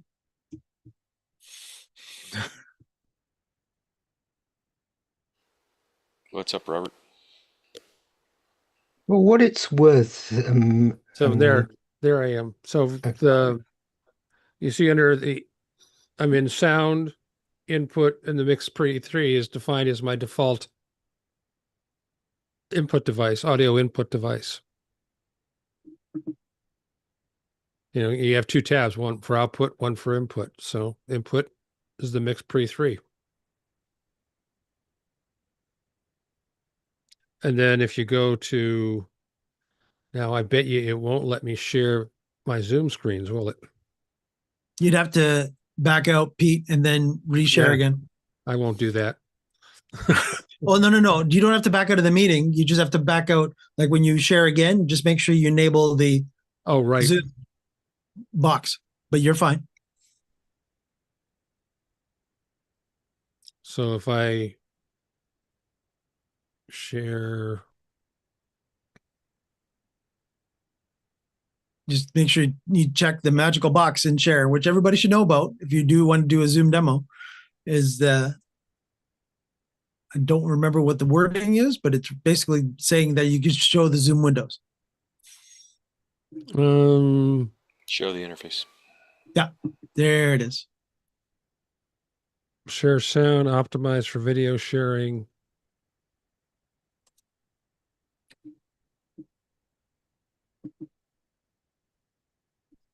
Nothing here that says share the interface. Share windows, share Zoom windows. Nope. Interesting. And of course, I'm in the Zoom ISO client, so maybe that's something. That's the answer to that question. Yeah. As David is nodding. Why is David nodding? Yeah, I don't think that stuff is in the SDK. Right. Those selections. Right. But if somebody could pull up the example of what select the caret next to the microphone does, that's. What do you want me to bring up? David, bring up your settings, workplace settings. Yeah. In meeting or the app? No, the workplace app, the actual settings. Okay. Your little cog, the cog wheel part. Yep. I got to find the workplace app. There it is. Zoom workplace. Here we go. Boom. Settings. Yeah, Okay. then audio. There you go. Yep. Go ahead, Pete. Well, and then down by microphone, that you have a pull down, depending on how many different audio interfaces you're using, and that unfortunately or fortunately is remembered, and it can be remembered differently depending on whether you're joining a webinar or a meeting. Yeah, I've never seen that, but I don't doubt it. I confirmed that that's the behavior between a webinar and a meeting. Yeah. Because I'm sure, Robert, like me, I've been bit by that a few times. Yeah. But I was going to add on to this that I wonder, and I know we're using the same workplace app, but I wonder if we don't have a situation like with Microsoft Teams. If someone's on a Microsoft Teams meeting and then moves across to Zoom, very often the mic won't work because Teams does not release it. Right. And you can only use it in one app at a time or something like that. Yes. That's if you're running both at the same time. But I'm saying if you leave the Microsoft Teams meeting. No, but if Microsoft Teams doesn't release the mic, then Zoom thinks it's right. Exactly. It's not available. It'll see it, but it just doesn't work. And it sort of sounds like the same problem, but I don't know if it's the same problem because, like Mike said, you'd think that Zoom's using the same workplace app, but maybe there's something different inside it. Yeah, the only other thought that I had to this too was that, again, depending on the audio interface, will depend on the audio driver, right? So it's all about the manufacturer and their driver to allow for their interface to be used by multiple software at the same time, right? And not every USB device manufacturer, yeah, I said that right, will actually spend the time to actually make sure that if I'm running Teams and Zoom, that that it doesn't conflict with each other, or it doesn't, or they're allowed to have it both, no matter which one wants to run. There is, it again, this takes me back years where there was actually a video capture card company that you actually got their original USB device driver, but if you paid them extra money, you actually got their, shall we call it, pro USB driver that allowed you to actually have, back in my day, was multiple encoders running at the same time, so that audio and video could actually be sent to multiple encoders at the same time. But was again, that a lot an of Osprey? that was an Osprey. Thank you very much. Simulstream, you streaming old boy, you. That is exactly my Osprey. Yeah, that was back to my Osprey 100 days. Yes, absolutely. If we finished on this topic, I'd like to come back to Zoom piece of functionality. I thought that came up just now when Peter was doing something. I thought it may be useful for all of us. Is that okay, David? Yeah. When you're sharing, your screen sharing in Zoom, you don't have to stop the current share in order to start a new one. And most people will stop it, come out, then start a new one, and you see that change. You can actually go in to the top there, and there's the option New Share, start it, and it'll just take it over once you start it, which is a really useful option. I think that would be worth sharing, David. Absolutely. So it's going to be hard to show this because once I start sharing, you won't really be able to see this, but I wonder if I do it this way. I wonder if that might work. So let me try this. So I'm going to do David, we'll share. only see that if you do it side by side. Yeah, I know. That's why I'm going to try Yeah. it that way. I All don't right. know that this will work, but let's try it. So I'm now in share, and you should be able to see at the top of something. Yeah, we've actually got both on YouTube as well. So I've got Yeah. you full screen on both. Great. So if you go up to share and you click it again, it just brings up the selector again. You can choose a different whatever, and boom, now you're sharing a different screen. And I can do it again. It literally went boom, the screen went black, and it's still black, David. Really? Yep.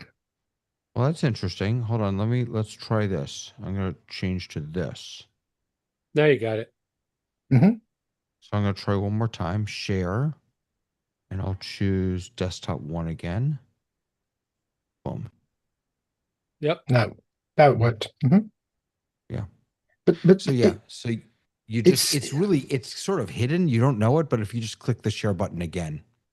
And there's also there's also the pause button there too, David. Right.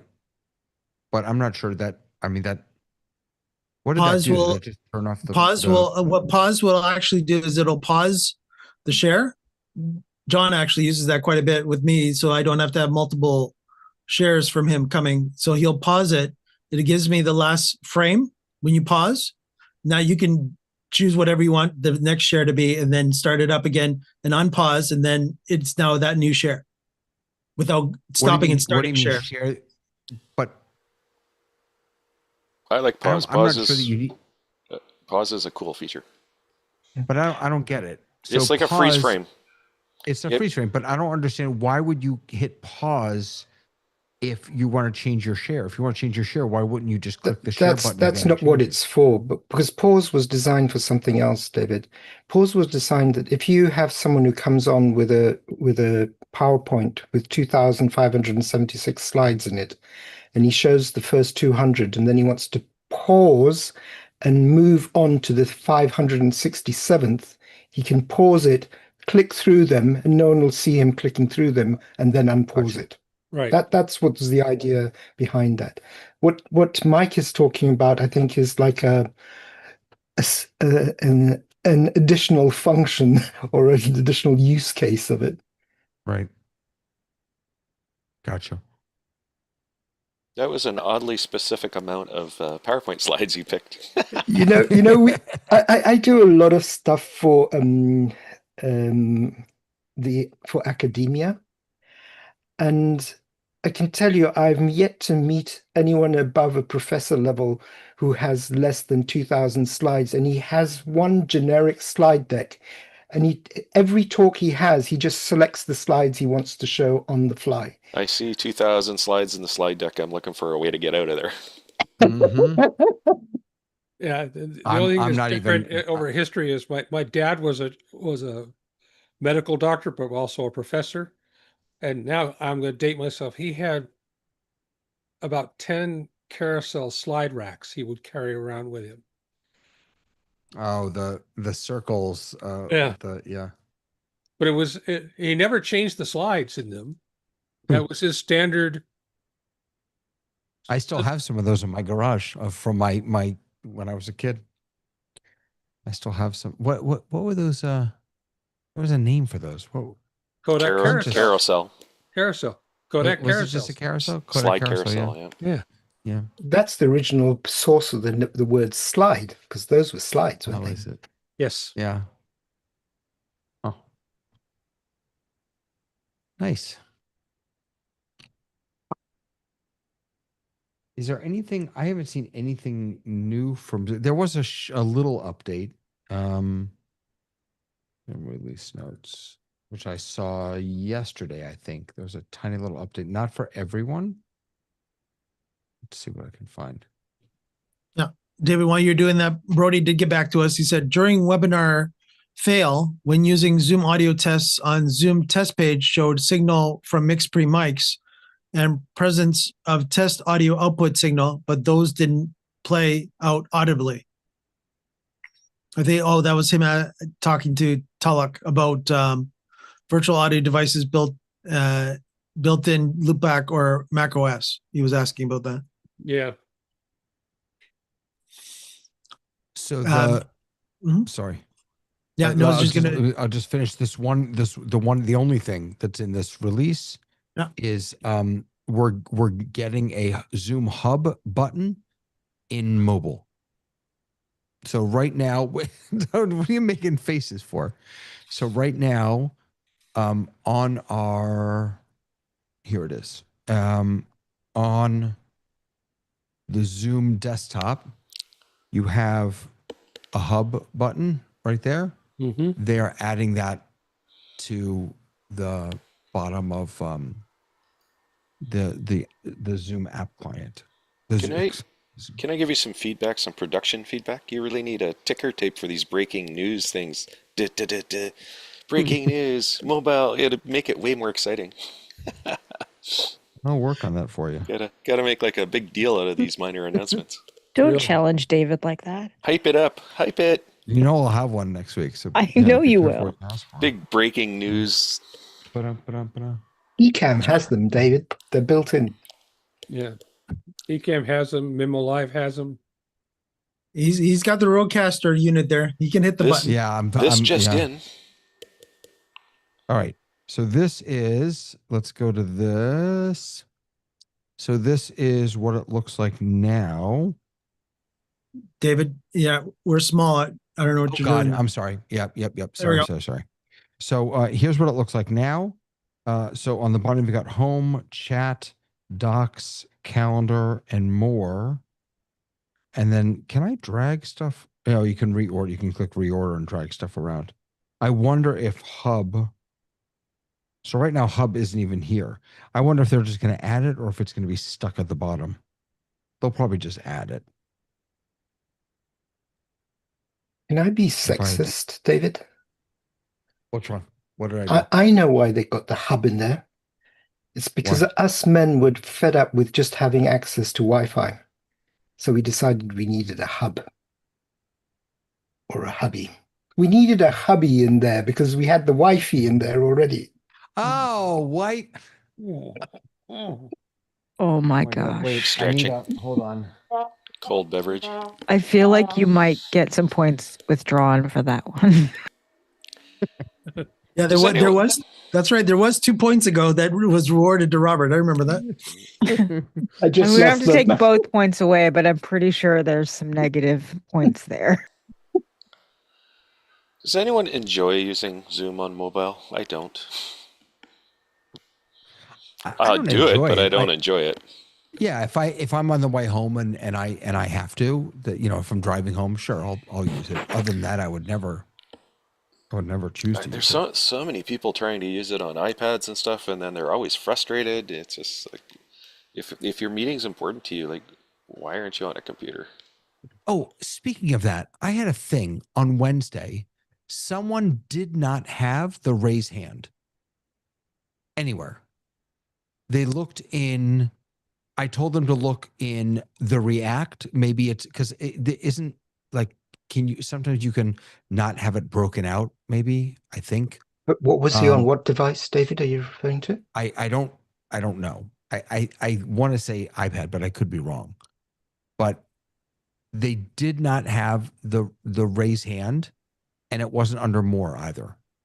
It And wasn't other under people more. did. It Okay, was not okay, under that was more. that was what I just did, because I did purposely just remove it from my toolbar, which you can if you didn't Yep. want raise hand there, and then now I could drag it back and put it back. But Ooh, yeah, you know what else is? if it wasn't in more, that is interesting. And what I would have told them to do is, in Windows anyways, there is a reset. Drag and pin your remove from toolbar, and you can do a reset, and that should officially give all the defaults back. Should. Assuming the window's wide enough, because sometimes it hides stuff under more. Yeah, it wasn't there. I don't know. Oh, Frank just sent something. What did you send, Frank? Sorry about that rookie move. You can turn the raise hand off in admin. Oh, that's true. Of a user account. Yeah. Oh, interesting. Okay. Was it a corporate Thank you. account, David? Is the question? No. It's just an individual. Just an individual. By the way, when I went to look for when I like you, Mike, I just moved raise hand out to see if I could put it back, and I went into the more, and I see voice translator is there, and it had a pretty new little stamp by it, which is now gone now that I've put it here. But give me a Just second. remember that's beta right now, and it's free, but So there's gonna be a cost for it at some point. Right. So here's voice translator. My speaking language.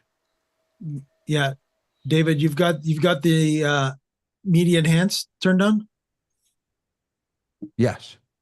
Yeah, because your share is it does that to share.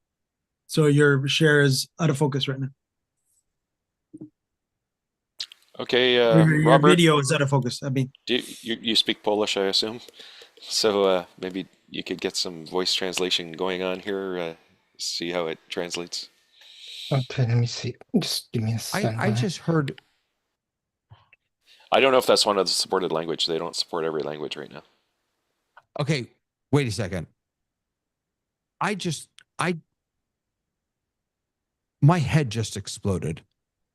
I opened voice translator and I started hearing other people talking. I had no idea what was happening. I thought someone had an open window that was feeding back into I just realized that's crazy. It's AI generated voices, right? But they're not bad. There's like 6 of them or something, or I don't know, 12 of them or something.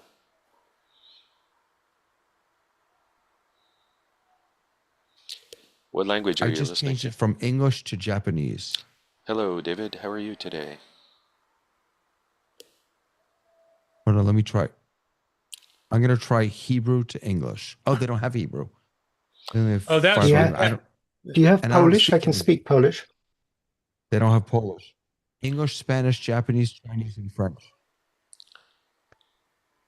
11 Labs comes from Poland. What do you mean they don't have Polish? Balance. Bonjour, ça va? But it's really strange. As soon as you open this thing, it starts translating. And if you don't know what to expect, like, it's wild. Je m'appelle Frank, je n'ai au I just turned Montréal. it down. So try voice translator for five. Who was that? Did someone just say something? I can't tell who's speaking now and if it's voice translator or not. All right, I'll do Japanese. If I stop it, then this disappears. So I can count to 10 in 5 Japanese. hours a month. What is that? Are you hearing that, or is it just me? Just you. It's the voices Someone in your just head, said David. they can count to 10 in Japanese. Yeah, I said that. Ich ni sanchi go It just roko said just ishi you, so hashiku. the voices in your head. Wait, who's talking? Frank. I am the ghost of Christmas past. But remember, it also assigns a new voice to the translated audio. I couldn't tell who was talking, who wasn't talking. Like, that's an awful experience. Wow. And I turned it all the way down. maybe I should have done that. All right, someone say Yeah, something you can now. mix. You can mix it. All right, that's what I meant to do. I did it this way, and I was still hearing it. But if I do it if I turn it up to translated, that now I'm not hearing the voice. Could you translate yourself? That would be interesting. It Listen was it was translating me, I think. Oh, okay. Let me try. Can you hear me? No, don't. I think Robert's profession is safe for the time being. Robert's profession is safe for the time being. Yeah. Wait, Frank, are you speaking in a different language? I am speaking Canadian. No, seriously. Are you speaking English or what? I don't understand. I am speaking en anglais, monsieur. Okay, this is not funny because I have it set to English. It's hilarious. Speaking to me in different languages. Je veux aller au Montréal, monsieur. 15 points to Frank. aujourd'hui? Okay. J'ai dû. This is crazy. I can't. That's just too much. Honest to goodness. Holy. Wish we could have experienced it from your side. Well, turn it on. Why didn't you? You can turn it on. Where is it? Is it? I don't even see it. Yeah, It's in more. I don't have access to it. I don't know if it's pro only is what I've this account that I'm in right now is pro. Yeah, but it's it's a function of the host. The host license enables it for everyone. Alrighty. I will double check that because I'm the admin. I haven't seen that. That actually might be a good thing to do, David, is to take a look where that is in the min. I don't see it though. I don't want to lose any more points today, but David, have you updated your Zoom workplace? Yeah. Maybe we're just on older versions. No, I'm up to date. Let me see. I rescind my Check previous for comment. updates. I have I'm on some. Sorry, I got excited. I have some exciting Zoom news for all of you. Like, so get the breaking news graphic ready. Yay! It's really not a big deal. Drum roll. Go. So in Zoom now, as an administrator, you can define what happens when someone clicks the More button reset. You can decide for the whole organization the layout that it's going to be. Ooh. Isn't that exciting? The default layout, basically, you can decide what the default layout is, and then It's actually a very good thing for tech support. So if somebody's Right. just lost in their More menu or their whole layout of their toolbar, you can set it and define it so that you know how the buttons are going to lay out when you go to do the tech support for them. Yeah, no, that is a good thing. We've talked a bunch about how, because it's so personalizable, if that's a word, it's very difficult to do tech support because everyone's looks. If people have moved things, everyone's looks different. The only caveat for that is it's only people who are on the same license as you. So I couldn't do it for you, for example, but I can do it for people I work with.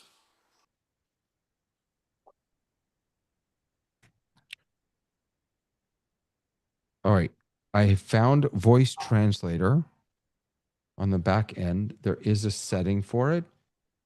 Voice translator new enables you to translate speakers audio into another language during meetings, and that is turned on.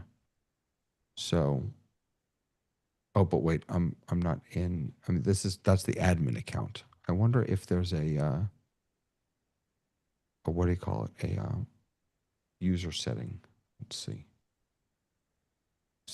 I just want to let you know, David, we cannot read what you're showing.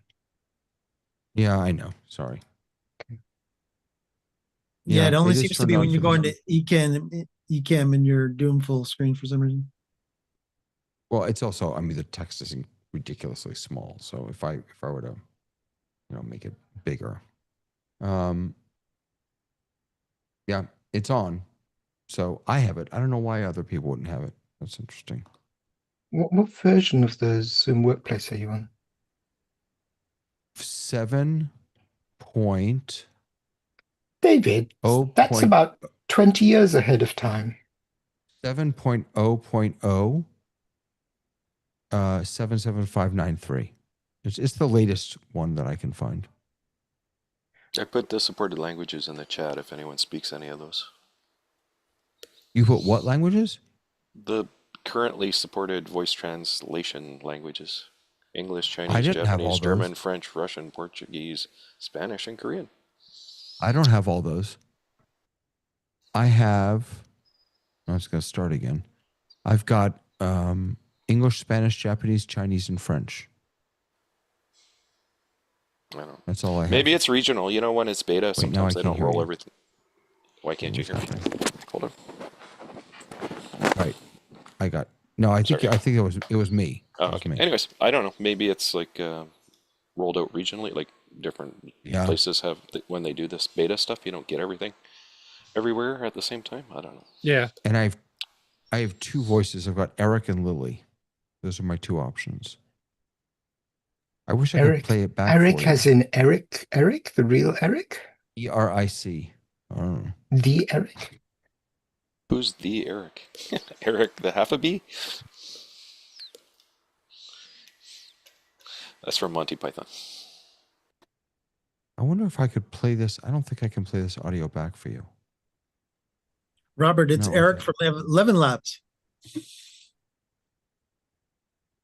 Yes, it is Eric from 11 Labs, I bet. Yep. You mean with all those buttons in front of you, you couldn't capture a recording? I don't understand how you can have I could do a 75 stream recording. decks. I could do a recording. Not very exciting. The fun recording would have been earlier when It was freaking you out. Oh my God. It was weird. It was genuinely weird. I did not know where the voices were coming from. Your head. I thought you'd be used to that by now. Did you not? Did you? I always get worried when a man of God hears voices.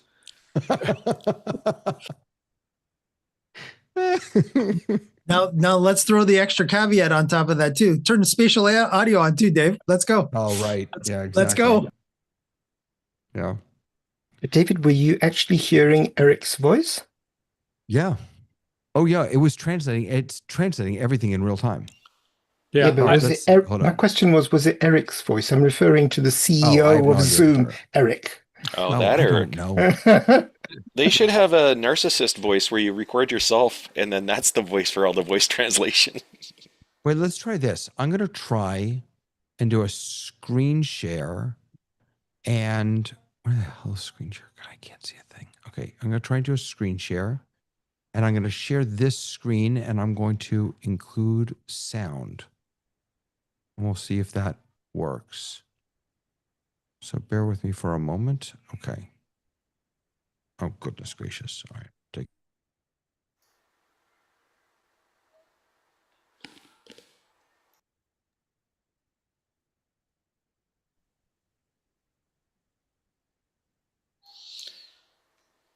Nobody here speaks Spanish?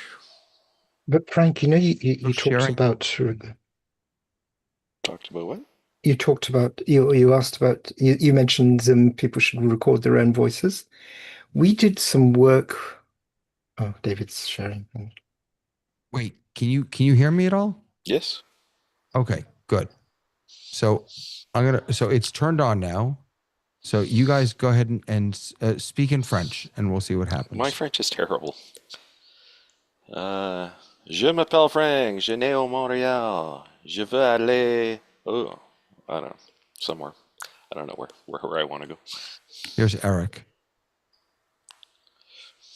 We didn't hear it the first Can time. you hear the voice? No. It's coming through? No. Oh, you can't hear it. Okay. It's only in your head, David. It's only in my head. Sorry. But Anyways, yes, I. What was your story, Robert? It sounded interesting.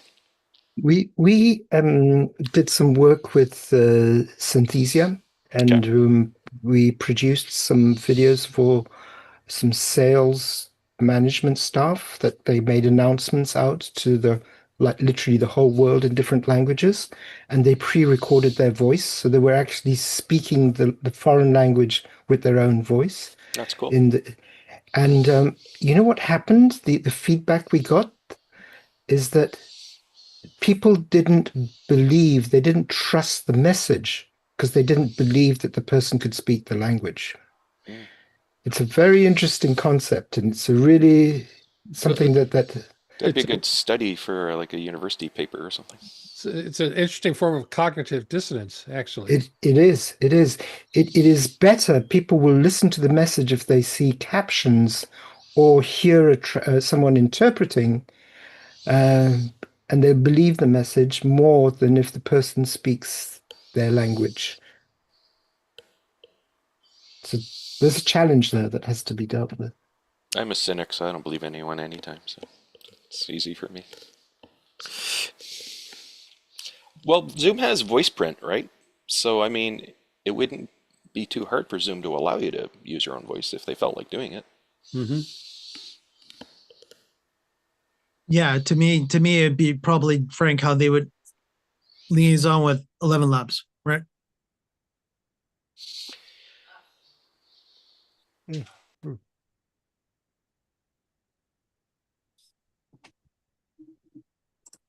You're leaving us, David? Like the voices are just. I Are don't they- even know who to listen They're to still anymore. on? No, I Still don't have it? know. I'm just Oh. kidding. Okay, good. I'm just kidding. But yes, I'm gonna wish you all a wonderful weekend. At least you don't have to go kneel on a prie-dieu or something like that.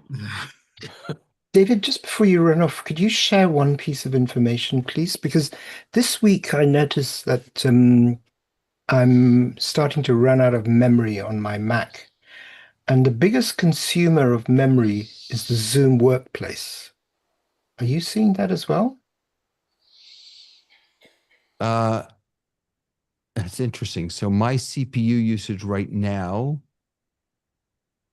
is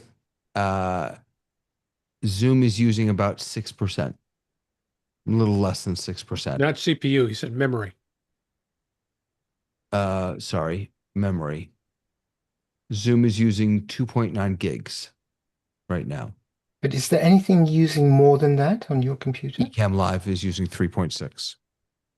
Oh, that's Zoom itself, isn't it? But you also have Zoom ISO and Zoom Graphics Toolkit. No, those are on different. Those are on different okay. computers. It's a different computer. Well, so Right does now, I've got Robert 4 has all that things stuff open. too. No, Yeah, but I I've don't got have it 4 on this computer. I have it all on other computers. It's Zoom is using the most, and Google is using Google. Well, Chrome is browser. right. Chrome is a memory hog. I Plus, don't every even have tab you that have open installed. uses. Yeah. Chrome is. I don't even have Chrome is Chrome notorious. installed. Meanwhile, he has 400 Yeah. tabs open. Yeah. I don't understand why Chrome's using so much RAM. Yeah, I've got no, Ecamm. yeah, and Ecamm a is the reminder for biggest, everybody then too Zoom. is that Yeah. the reminder for everybody too is that Workplace app is Chromium in the background. So Right. if you don't have Chrome installed, you do. You're not supposed to tell people that. I know. It's a secret. I know. No, it's not. But yeah, no, that is what the Workplace app is made in.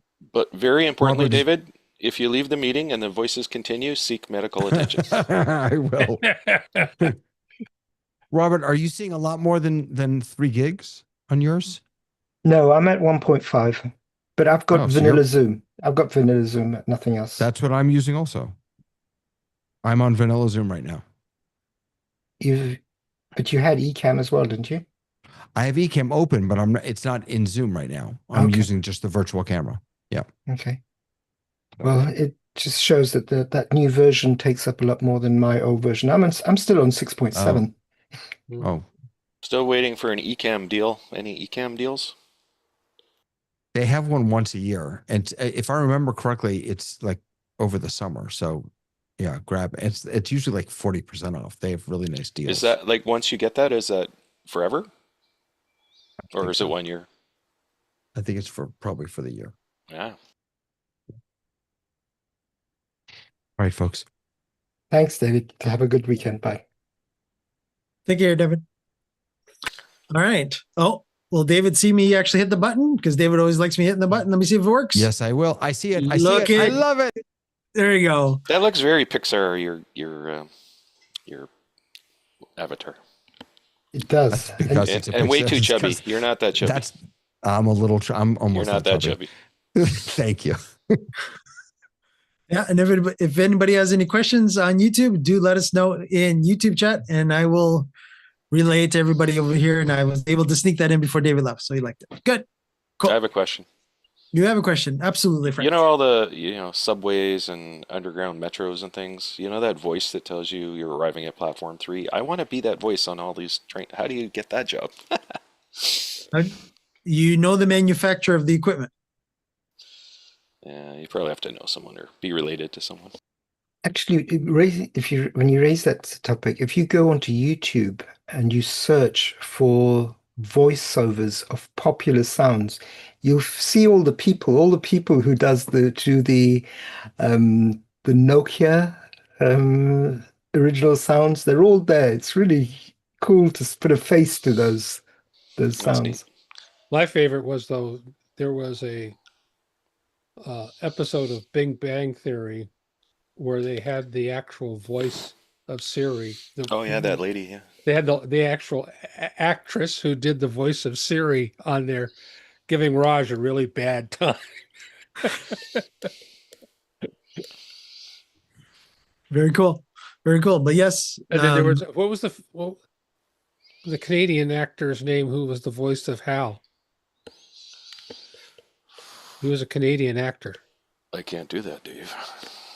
That's right. Is that the one? Yeah. So yeah. I don't remember. Usually when Tamara shows up, she has some interesting problem she's trying to solve. I was hoping she'd have one of those for us I today. do not have an interesting problem today. I'm sorry. Make one. Who cares? Make one. Once upon a time. Let's see. What am I doing next? I'm working on an audition event coming up where we'll end up broadcasting one Zoom into another Zoom, but it won't be me. It will be someone from Office Hours because they're way cooler than me.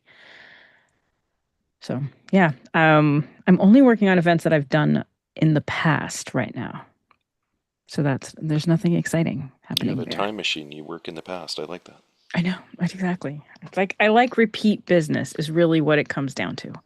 So, when people are like, I'd like you to do this again, I'm like, excellent. Let's do it. Let's do it again.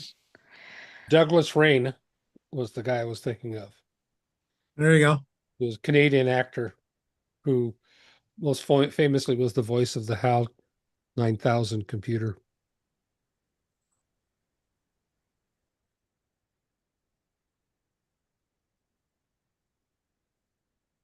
Oh, made everybody speechless after that one, Pete.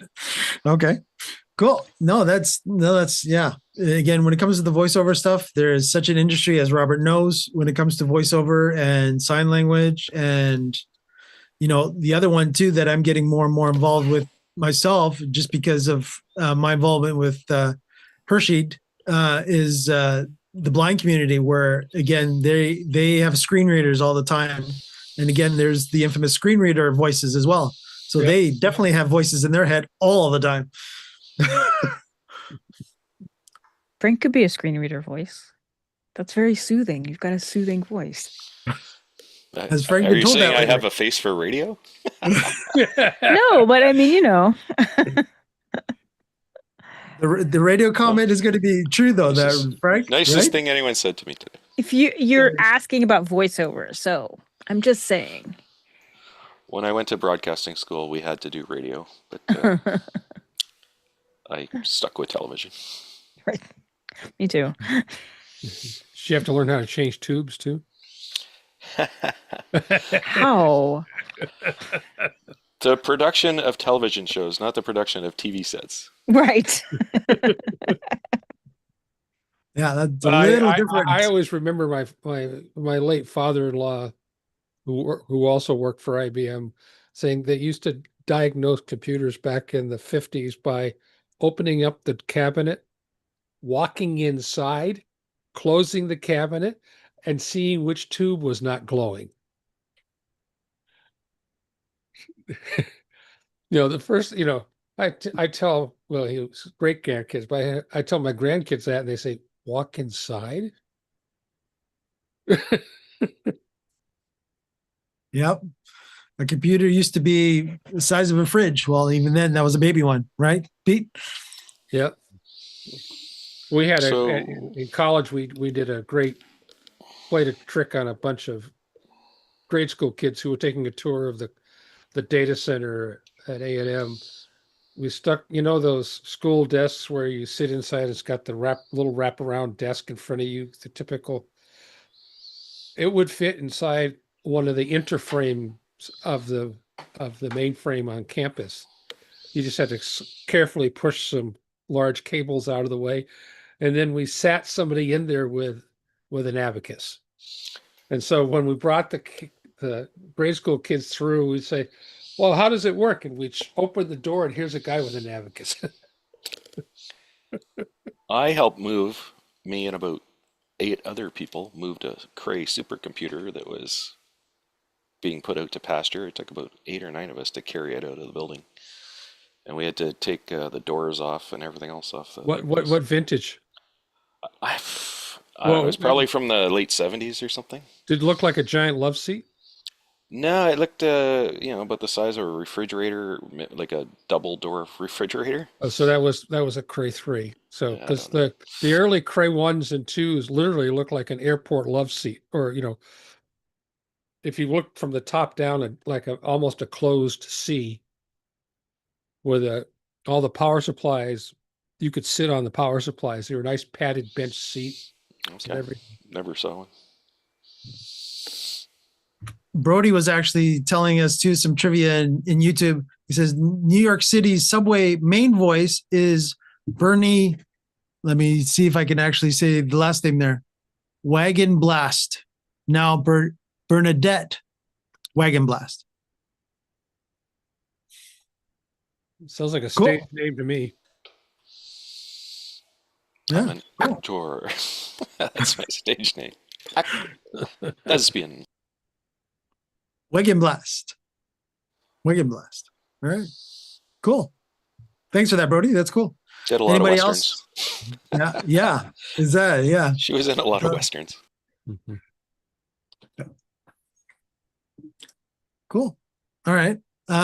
If there's any questions on YouTube, let us know in YouTube chat and I will relay it to the team. But in the meanwhile, was there anything exciting that anybody saw in any of the releases besides we talked about Rogue, we talked about Blackmagic a little bit. They're going hard into the IP2110 equipment, which may or may not. A lot of controversy about whether they're compliant. It seems like some of the stuff they're doing isn't strictly compliant with 2110. Correct. That is, Frank is actually correct about that, and John and I talked about that on our show earlier today on our production show, where I actually mentioned that the 4G or the 4K, the 12G SDI capabilities of certain cameras that they have only initially came out with a 10 gig port. And how can you get 12 gig down 10 gig? You can't. Yeah. So that becomes, so they are using some sleight of hand. Hocus pocus. Do we do hocus pocus today? Sure, we'll do hocus pocus today too. Why not? In the background to modify the standard accordingly to fit on a 10 gig copper connection. That's why a lot of their new cameras are now going to be 100 gig.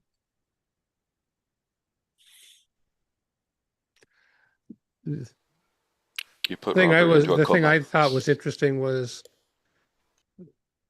they finally, in my mind, addressed one of their key problems with their current set of switchers is cooling, because they're doing front to back cooling, which means they have a cleaner airflow. I am not familiar with that term, front to back cooling. So it rushes through the machine? Well, right now, all the ATMs go from the fans blow air from the left to the right through the machine. Yes. Whereas these use traditional server design. The new ones are traditional server designs where the fans are literally right behind the plastic bezel, sucking air in and throwing it into the machine front to back. So it literally exits out the back. Well, it's better than it exiting out the front, making the operator hot for the whole show. Right. And again, But Yeah, truly, it's better for keeping the hardware cooler. I see a message from Tamara. Yes, please be more problematic in the future. We like that. We like it when you're problematic, Tamara. No, actually, she's telling. Oh, is that Tamara being problematic or Frank being problematic? No, Okay. she promised that she would Oh, be more that she'll be problematic more next time. problematic. She'll be more problematic. Yes, Tamara, we like it when you're. Yes, yes. But when it comes to Pete's right. When it comes to the airflow, that was a big selling feature that he was pushing many times. I think he maybe even did it more than 3 times. During the whole video itself, was the airflow was front to back, front to back, front to back, and it's got 4 fans, front to back, front to back. I mean, and they're going to be quiet, front to back, front to back, front to back. I had to laugh because, and I'm sure, Mike, you remember this. Yeah. That was something that the server community learned 30 years ago. We so did. Yes, we so did. And this is how you, unfortunately, too, don't make data centers properly too. One of the data centers that I actually worked in, this was the transition between in-floor cooling versus in-room cooling, where that sort of, I was in that phase. That was 20. Yeah, that was 30 years ago. Yeah. So they were changing over from understanding in floor, but they really didn't understand in room. And what they ended up doing was not having us direct the backs, where the backs of 2 rows going down. The heat should all be in the one middle, and they should be actually taking the heat out of there. No, we set it up that it was back to back, so that the backs were actually feeding the fronts, and the fronts are going to the backs. So look at there's the answer to the question. Oops, there it is. Is right. So we learned that fairly quickly. Was actually a data center in Montreal. It was CSA's data center, Canada Space Agency's data center. Yeah. Is actually built. They built it they reused an old laminar flow room that they used to assemble satellites in. So the whole room was front to back.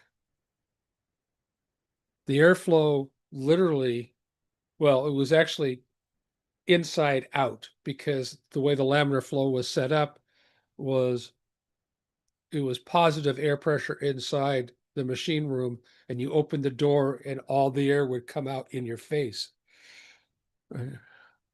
Yeah, I was in those type of scenarios too.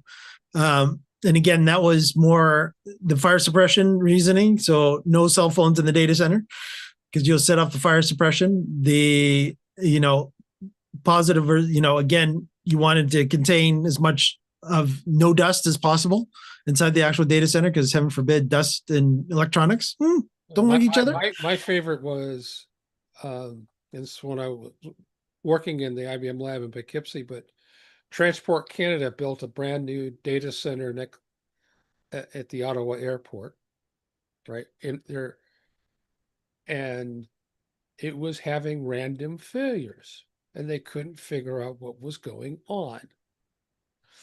And so they called all the vendors in, which was IBM, Cisco, a couple other vendors up, have a big meeting, try and figure out, because they couldn't isolate it. And what was funny is all 4 of us vendors, we were standing in the parking lot waiting for our host to show up. And we all looked up and we said, we now know what's going on. So if you ever go to the Transport Canada data center at the Ottawa airport, it's sitting right underneath the main radar antenna. So they had to basically enclose the whole data center in a giant Faraday cage. And amazingly, all the problems went away.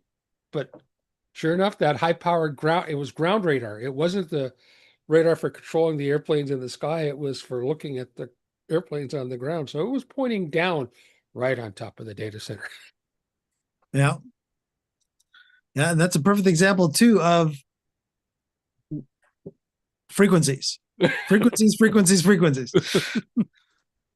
Can frequencies interrupt all kinds of wonderful things? If it's powerful enough, yes. Yep. Absolutely.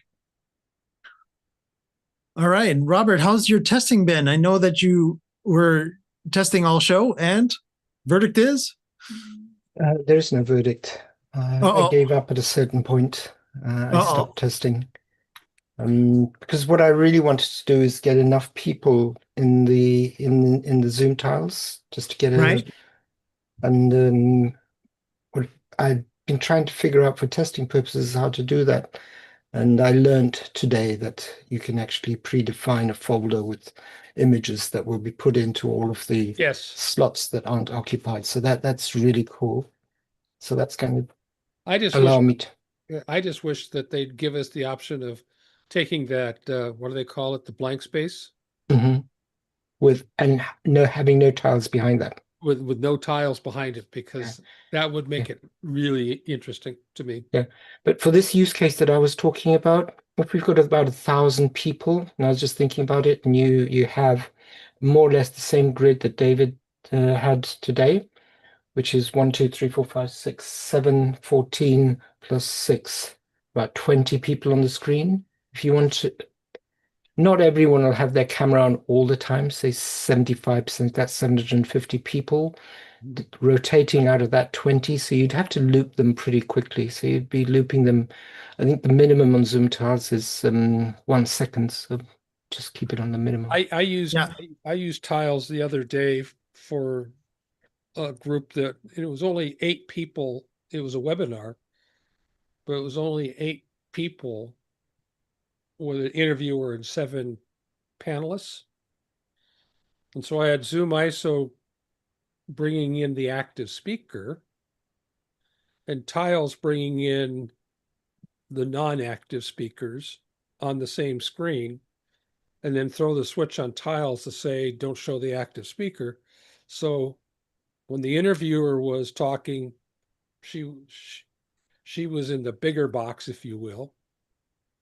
And then when somebody else was talking, they were in the bigger box.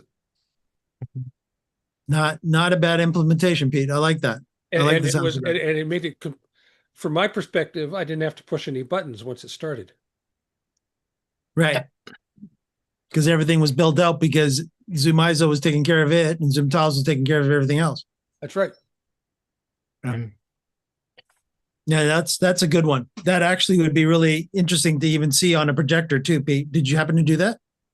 No, because this was truly a global event that I was doing for the Scouts. It was for WASM, World Organization of Scouting Movements. So I had a person in Indonesia, I had a person in the UK, I had a person in Germany, person in Canada, a person in the US. Yeah, but I could actually see what you did there to actually be really useful, even in a church. Would be an example. Absolutely. I mean, it was just, and I remember having, I don't know if it was here or not, I was having the conversation with Hasmuth. What I was doing actually was Tiles was feeding one of the, what actually became the art, what they call the artwork for the super source on my ATEM. And then I was using a super source box for Zoom ISO to bring in the active speaker. So I really didn't have to mess around with it too much with that point. With the setup that we're doing, I'm using Mix Effects, and Mix Effects allows you to define a background as a video feed. So I'm putting tiles there, and then I've got my super sources on top of that. That's what I talking about. Because Mix Effects calls that the artwork. Yeah, yeah, the artwork. That's correct. And the other thing is do a downstream key for the Zoom Graphics toolkit to get all of the reactions and everything right on the top layer. You just need 3 machines. That's exactly what you need. You need three machines, and you need to have a clever way of feeding those feeds into your Blackmagic switcher. Well, my clever way is I use one of those Decklink monitor boxes, the the little ones. You know what I'm talking about? One per computer. One per computer. Yeah, Gives me SDI out straight into my ATEM. yeah. Yep. Very, very smart guys. I like that. I like that a lot. Mr. Booth, are you testing or are you available to talk to anybody in particular and say hello from Jamaica? Hello from Jamaica. There we go. It's functional. All right. Are you testing ISO again? Not today, not today. Today Excellent. I'm playing all regular Zoom. Vanilla Zoom, the workplace app. I mean, it's good to be back in regular Zoom and full looking around. I mean, I don't know if you guys spoke about it some weeks ago now, but I noticed that the statistics option is now easily available again now. You know, it's a pain in the neck to get to. It's on the settings now, so settings statistics, and it's right there. I mean, I guess you guys spoke about it. Yep. Yeah. That's very nice. I didn't realize it was there, so I was very happy when I stumbled upon it that it was there. What version are you on, Roland? 7. Well, this one machine is on the Mac, so this is on the Mac, and just confirming the version. This is 7.00. Wow. 77593. Yeah. And that's good to see that it's now so easy to get to. Yeah. I'm actually liking the change for the mute and the unmute, the mute and the open the camera. The fact that you don't have to go through those 3 dots, I'm really enjoying that.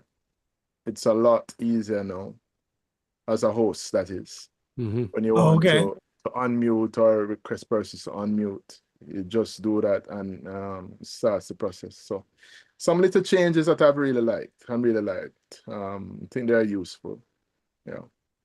So you've been rolling. So Roland, you've been using that for a few weeks now, or is this? No, this I really, I really don't use it most of the time. It was just that I discovered that that's how it was done. I was in a meeting and I just, just was playing around, because most of that is now Zoom. OSC does that for me.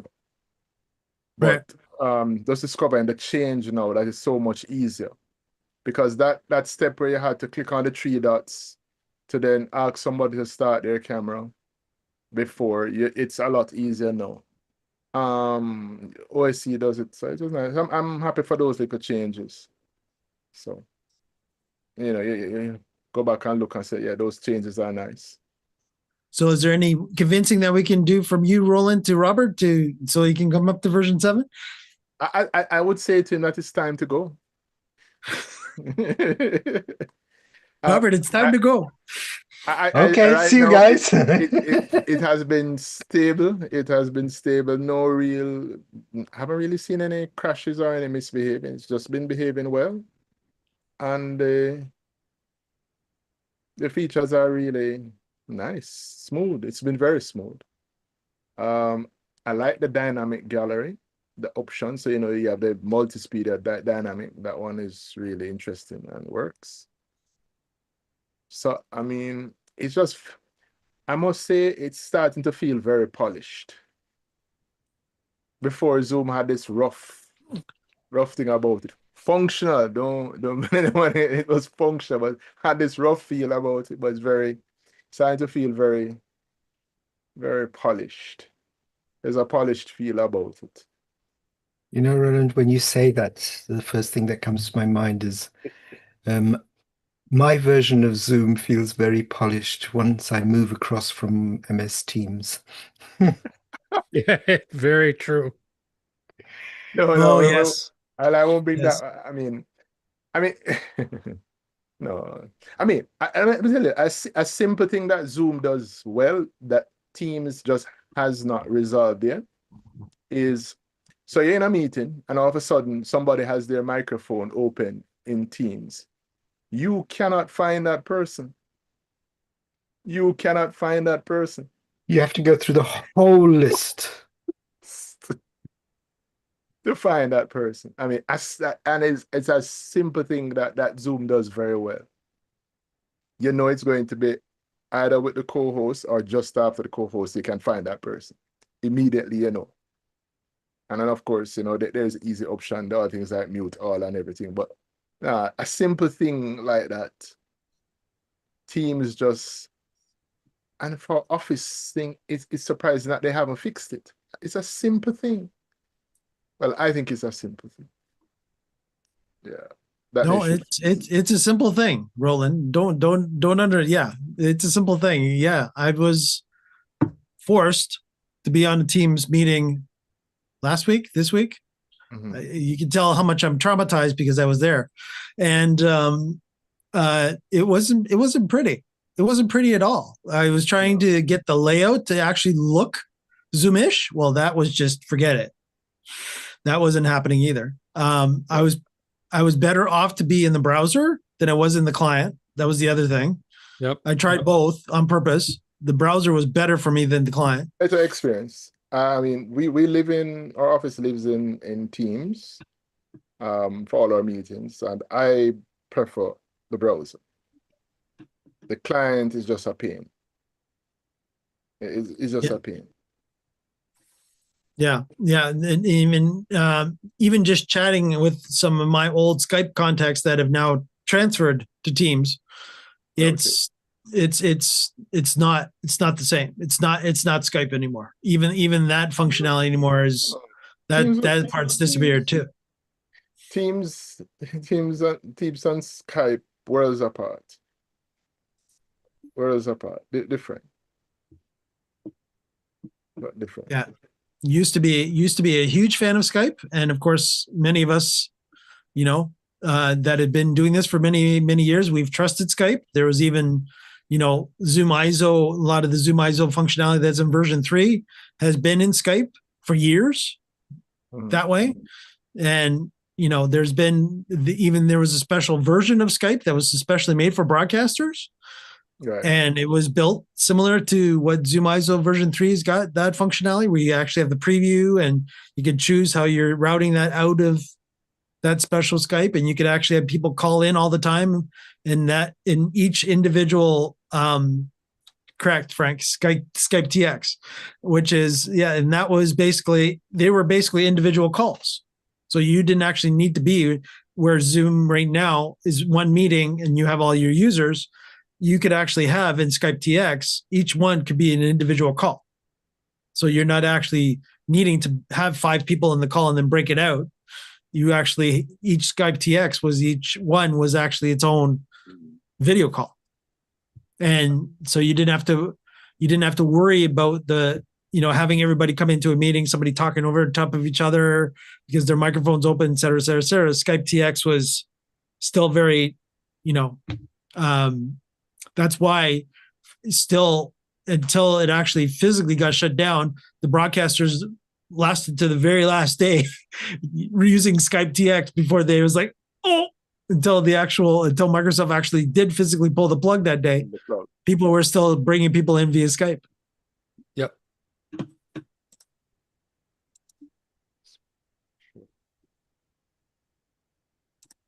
Cool. So I'm just going to throw this up one more time before we wrap up for this week. If anybody has questions on YouTube, let us know in chat before we disappear for this week, and tell everybody to have a good long weekend. And if you're checking out Coachella, it's weekend number 2. YouTube's implementation of Coachella is very interesting if you want to check that out. If you're in the production world, gander at all the gear being used, especially at main stage, and enjoy all the tech versions of that and how many different all the different, especially when you get to see I always try to pause it on the wide shots so that I'm looking at, look at, there's speaker stack over there, this is there, that's there, and start geeking out at all the tech that it takes to actually have just one stage beam back 4K from Coachella. They're actually broadcasting in 4K. Back from Coachella. Yeah, I just seen Frank's image in the chat. Yeah, that one, that option, Frank, was there, but the settings that I'm referring to is the one on the taskbar. We can get to it from the taskbar now. And then from there it was easy. Before, and then once you go to taskbar, that panel came up. It wasn't here in this panel. Interestingly, this is where Tamara had recommended that she wanted it.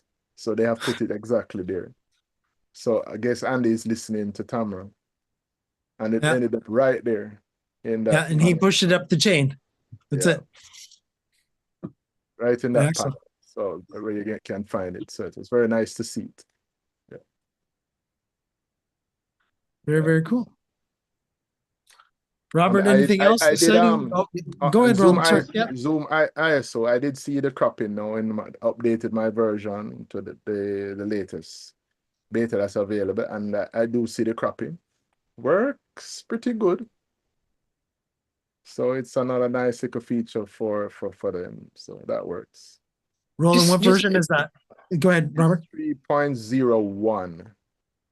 0.1, 3.0. I was looking on it, I guess, quickly to tell you. About right, 3.01.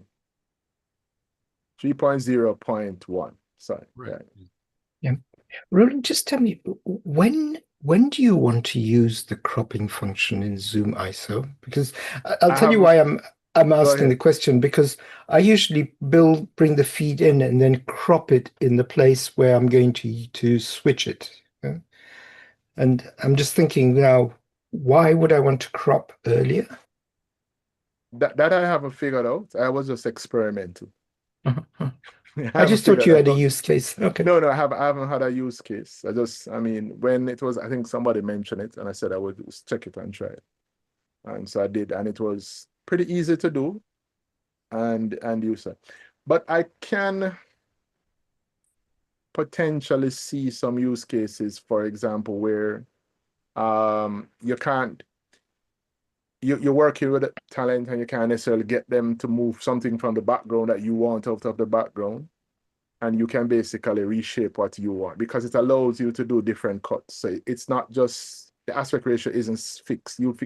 You basically can define what your custom ratios that you want. So you can potentially do some things like that. So I see some use cases potentially for that, but I haven't used it in any situation yet. Because when I think about it and using it in super sources on Blackmagic switches, then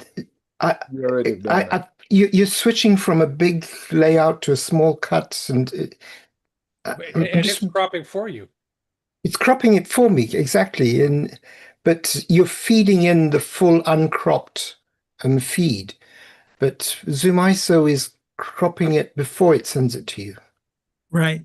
Robert, it comes down to your workflow. It depends on, again, do you want to crop it in ISO or do you want to crop it in the end, right? And this is going back to the scenario where in the broadcast world, they would rather do it where they have full control of it, meaning that it would be the last step, right? So if I'm building something out like David does, where he builds out his layouts all the time in Ecamm, then I would be doing it at the Ecamm level. I wouldn't be doing it at the ISO level. Right. But again, if you're going to be just sending the ISO feed raw without being it switched in any particular way, and it's just going to be outputted from Zoom ISO to, let's say, a screen, then yes, then I'd be cropping there. Yeah, I can't think. If I wanted to crop. Because Robert, I can't think of I couldn't think of one either when I was staring at that. I mean, because Mimo you can do the same thing with Mimo that you can do with Ecamm, that you can do with vMix. Feed it the full, 1080p frame, and it will crop as appropriate. The other thing that maybe it's because of my experience with NDI, that I'd rather send one NDI feed out and not, because if I were to do it at Zoom ISO level, I'd have to send one this size, one this size, one of this format. And yeah, I can't see the use case. Maybe it's just not in my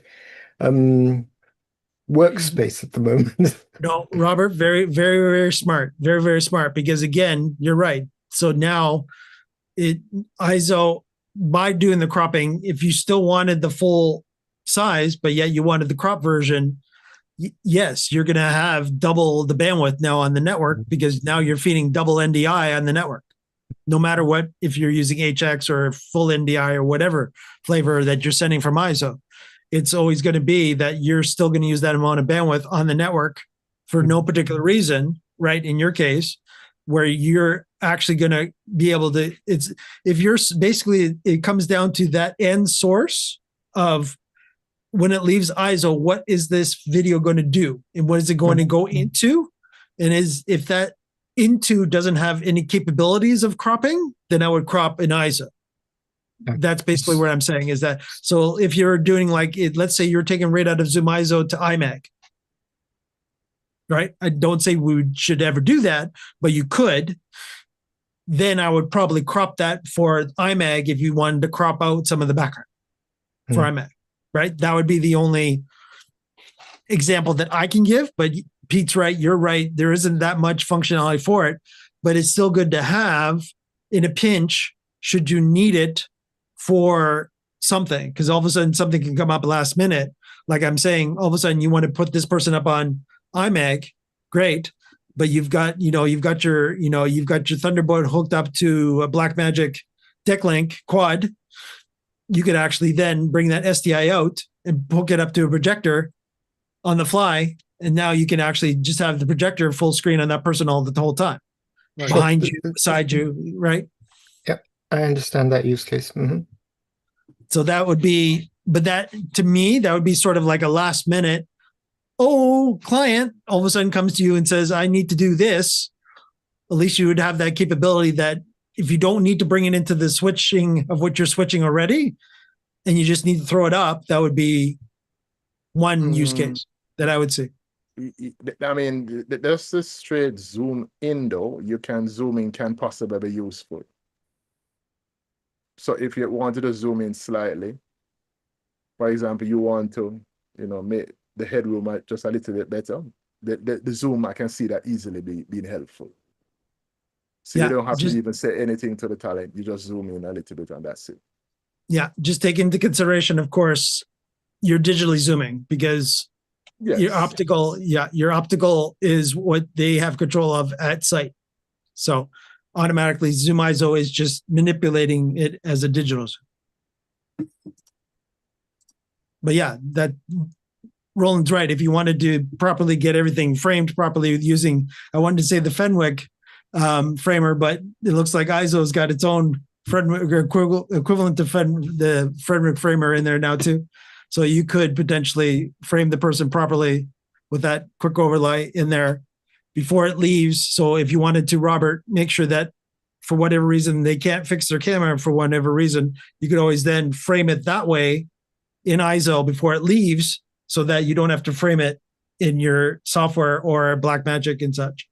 Right. So that but again, it would be properly framed once in ISO, and then you would just use that frame. You use that video however you want to at that point. That may be the use case here. That if it's being distributed to multiple places, then and something changes in the format, you can change it in one place. Right. Yeah. So what everybody's seeing, Roland, go ahead. Yeah, so I'm not showing that this is what you could do this. So basically that's it full. And you could basically come up with your own crop. Adjust shift. Yeah.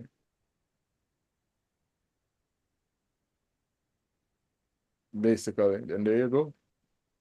And you apply, and that's your output now.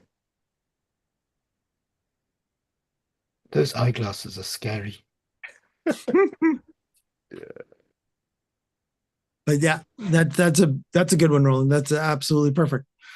Just so that would make sense for me. But if you wanted to like totally crop her like a 9x16 for whatever reason, because you can bring in 9x16. Well, here's the question. So that you'd have to do outside. I just realized I thought there was a way to do it. I thought I saw something. But So you have to do outside. So Roland, when you crop it like that, what is it sending now? Is it sending just a 1080p version So of let that. me go back. Okay. Here it is. Let's move this. Can I move this out of the way? Yeah, this is what it would look like here. The fact that's the final output. Right. But is it, what scale is it sending across if you're using this? Well, it still says it's sending here at 1080. I mean, would have been digitally altered. Because this is coming in at 1080 and it's sending back at 1080 over. Here I'm sending out an ISO, but where it is, I can change the output here to whatever I need to send it to. I don't have SDI connected to this. Got it. Siphon, I could send it there. Yeah. So I can send it to another output. Let me just pick it up elsewhere. Let me see if I can find it here. Yeah, it would. See if I'd have to stop sharing and share something else. Stop sharing.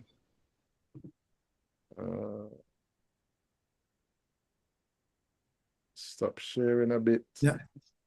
Yeah. So this is the crop. Right. And then I'm going to share now how it comes in OBS. I've sent it to OBS. Here is OBS. Let's go studio mode and then go one. Right. So that's it. That's how it's coming in. Oh, so it's sending what's inside the crop box Right. as if it's full size. Right. There you go. Yeah. So it is doing what I thought, which is a digital in. Yeah. So there I should have send it. Oh, I need to apply. Yeah. And there it is. So that's it cropped.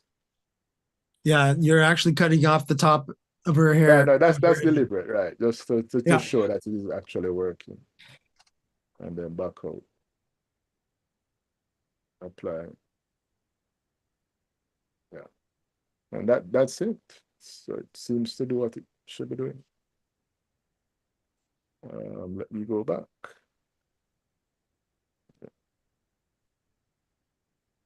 Yep.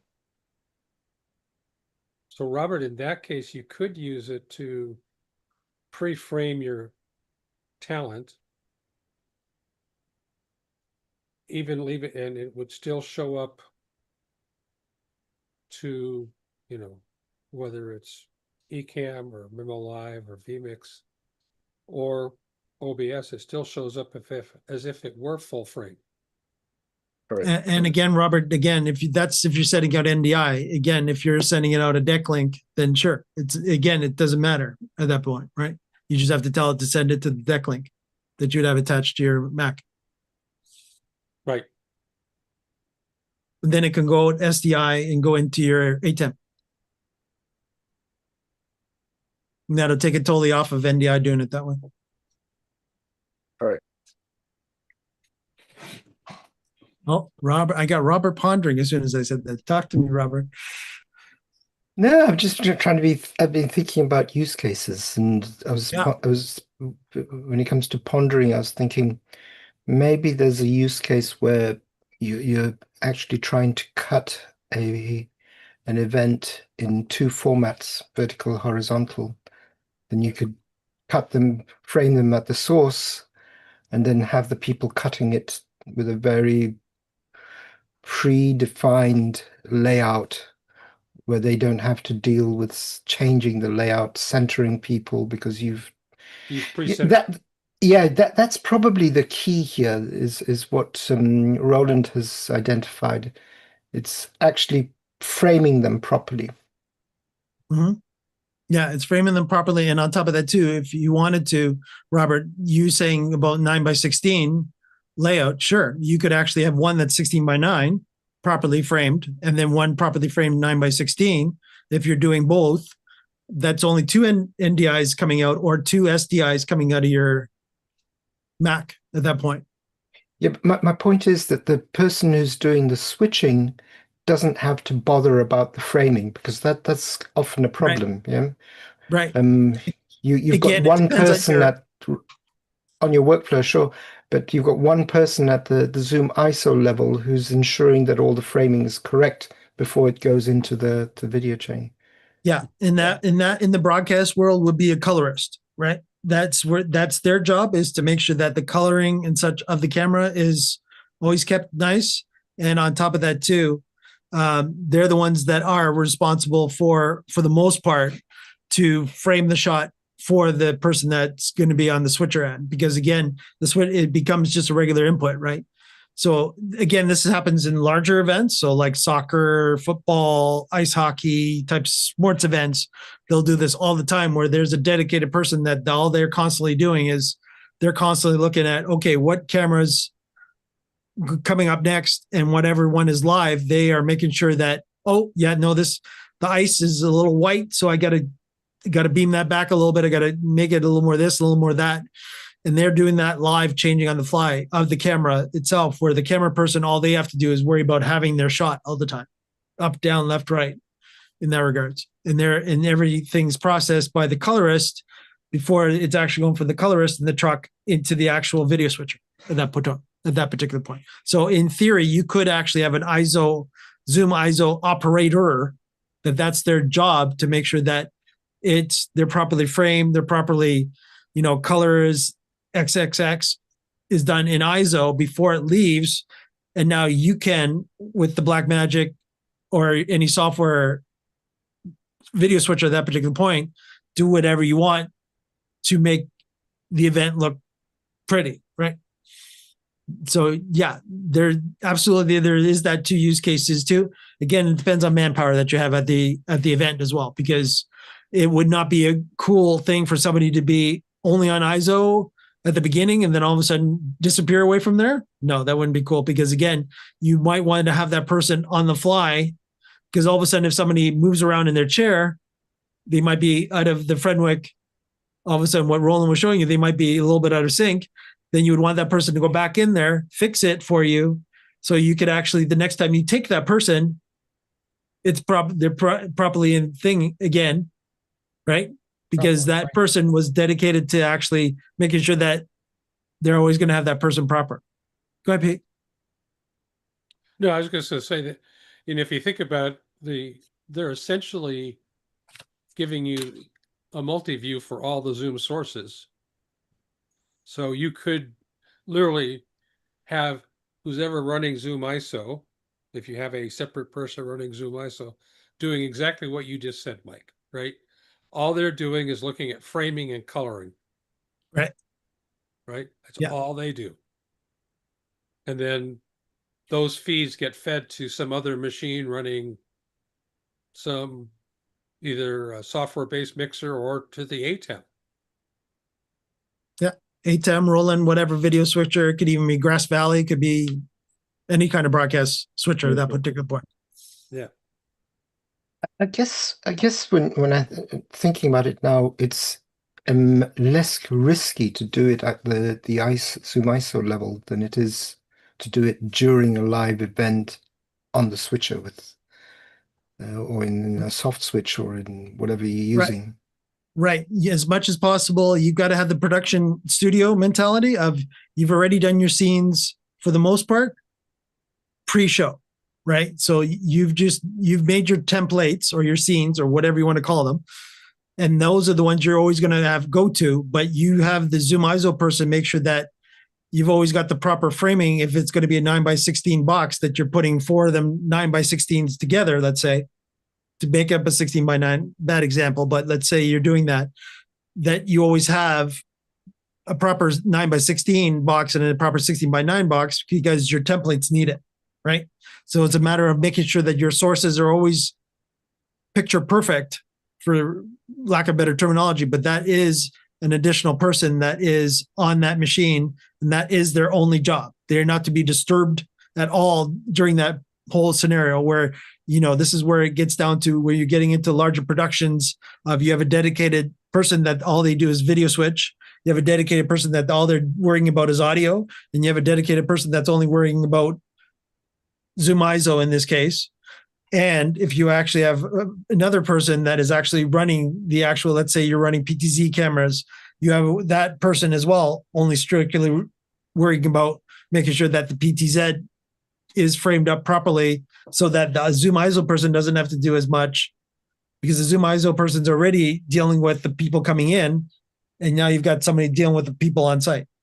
So you have, if I was doing it where I was doing a total hybrid like that, that would be my work would be a PTZ camera operator, Zoom ISO person operator, I guess, participant, panelist, operator. Then you got your video switcher person, and you've got your audio mixer person. And of course, if you really want to go further, depending on how fancy you're going, then you have your lighting person. That would be a medium production, and that would be something that would get a lot done, because there would be a lot of people, there would be enough people around that everybody has their dedicated job, instead of having one person doing three things, because that's when the danger comes into play then at that particular point. I would not want to have somebody, if they're going to be making sure that the color of their Zoom ISO people coming in, also video switching. That would be, something would break down, because something's not getting looked at properly during the event properly.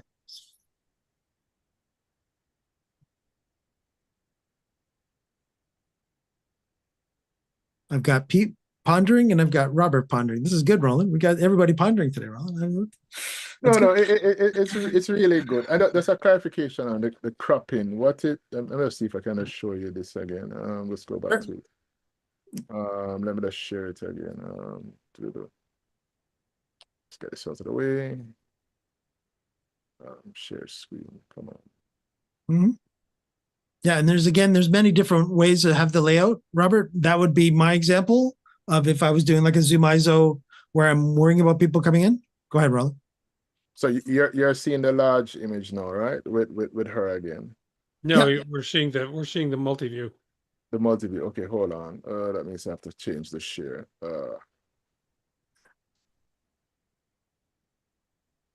Officially, you should be able to just pause and and then choose a different input. I haven't done it, but John does it all the time. But again, you can stop and start. Now we're seeing the big one. Right. Yeah, go ahead. So now this is basic. It's down here. There is the guide to help you with. You can crop what you have to do is to use right here. I'm not sure if you're seeing it. You're seeing this 9:16. Yep. Very subtle. So this helps you to identify whether or not you have placed the person exactly where you want to place them. And then now, okay, shush. This is Mima Live's demo. It should be back in a little bit. There you go. Right. So now you can either move them out, put them exactly where you want, and this will be your 9:16. So you know you'd have them framed exactly in the center where you want them all the time. That's brilliant, actually. So you can do that. So that helps a lot. And then you can zoom in if you want, or zoom back out to have that. So you have that now, and then you know that is it's going to send the entire thing. It's just that it would have positioned it properly across. But it's pretty useful. Yeah. Roland, does it allow you to, so once you do that and you hit apply, that gets you a 9:16? No, it doesn't. Okay. That's the clarification. It's just that it allows you to see clearly. So you have to know that this is where you want them to be. And then when you get it, you still have to put it in your frame. But that helps a lot. Right. So you could actually, if you wanted to, using those guides, actually crop it down to 9:16 then. Right. Using the guides. But the guides are not, it doesn't crop using the guides. The guides are guides only. The crop is a different tool. Yeah. So the crop will just still send, the crop is always sending the whatever aspect ratio it is, a 16:9. But you will know that this is where it is centered, so your thing can pick it up. So even if let's say she was off-centered to begin, come back. This mouse misbehaving, yeah. So let's say she was over here and you wanted, you could bring her to exactly. So basically you could have it set up and you just know that this is where you want her to be. You drop her there all the time. And it would all appear there. And the Roland, good you said something important that I want a clarification done when you're finished that. Go ahead. No, you go ahead, Alex. So even if I did crop it down to 9:16, would I get black bars? And I'm always going to send out a You're not 16 going by to 9? get, no, you're getting the full thing in the full output is still in the 16 by 9. That's what So there is no actual 9:16 output out of ISO then? No. That's what I was clarifying. But it just gives you, it allows you. So for example, I've switched the input now to this other person. And you notice she's slightly off centered, and I can just do that and put her back. So this is exact, so that when I get it in the other, wherever I'm sending it, she'll always be exactly where I want her to be. And if I switch to somebody else, I'm switching to somebody else. There I switch again. You'll notice she's slightly off, and I just put her back exactly where I want her. Right. So Robert, I take it back that you cannot get a 9:16 over NDI or SDI out of ISO. Everything's going to be 16 by 9. Going to be 16 by 9, but just the positioning you can control where you want the subject. So that's important. I didn't know if it actually will crop down to a 9:16 and actually just send out a 9:16, but no, it's always going to send out a Zoom happy 16 by 9. Got it. Right.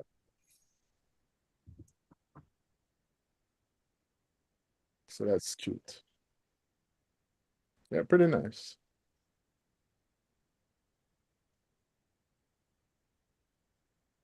Any other questions? Everybody's being quiet on YouTube, so I'm just checking that as well. Robert, any other stuff for Roland or no? No, I was just thinking to myself that, in DaVinci Resolve, when you're editing and you move something, you try and censor it and you run out of frame. You got a black. DaVinci Resolve has an AI that can actually regenerate the missing part on the right-hand side to fill in. And so that is really nice. And it's just a matter of time that this is going to come here as well, I'm sure. Mm-hmm. So I think, Mike, it's 6 o'clock where you are. Yes, sir. I'm getting the feeling that Pete's saying, wrap it up, Mike. Wrap it up. Well, yes. I can only go so long without stepping away anyhow. So. Yeah, no, definitely. I was thinking of wrapping it up. That's why I was asking Robert if he had any other questions for Roland while Roland was doing the quick little ISO demo there. No, that was really good, Roland. It's really good that you're testing out Zoom ISO like that, because I am not doing it. I'm not doing anything with the new version, so it's all news to me. I'm finding it useful. So. Mm-hmm. Very, very cool. All right. So YouTube, this is the definite final, ultimate last call for any other questions. If you have any more questions for us, do let us know in chat now, because we are about to wrap it up here momentarily. So busy week, Pete. Busy week, Robert. Busy week, Roland. Coming up. And is everybody going to be participating remotely at NAB? There's a good question. I'll throw that one out there. We'll be following. We'll be following. Yeah. All in favor? Motion carried. Okay. Yeah. We're all following. Yeah. Yeah. We're all following to see what kind of toys are coming out. And really, as John and I were joking on our show earlier today, how many people are actually going to have to raise their credit rating and their credit card numbers? Yeah.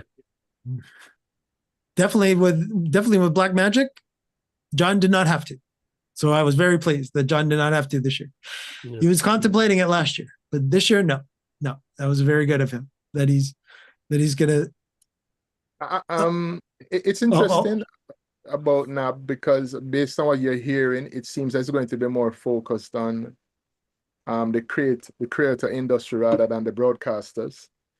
But yet still, I was sort of surprised where Black Magic went. I thought Black Magic would do something else, but they probably have their reasons. So Well, I'm starting to feel, Roland, that if that's what you're hearing, I'm actually hearing a little bit of the opposite, because what I'm hearing from the NEB side is that they're getting worried that the broadcasters are getting left in the dark a little bit, because they're not getting enough love, especially in the US.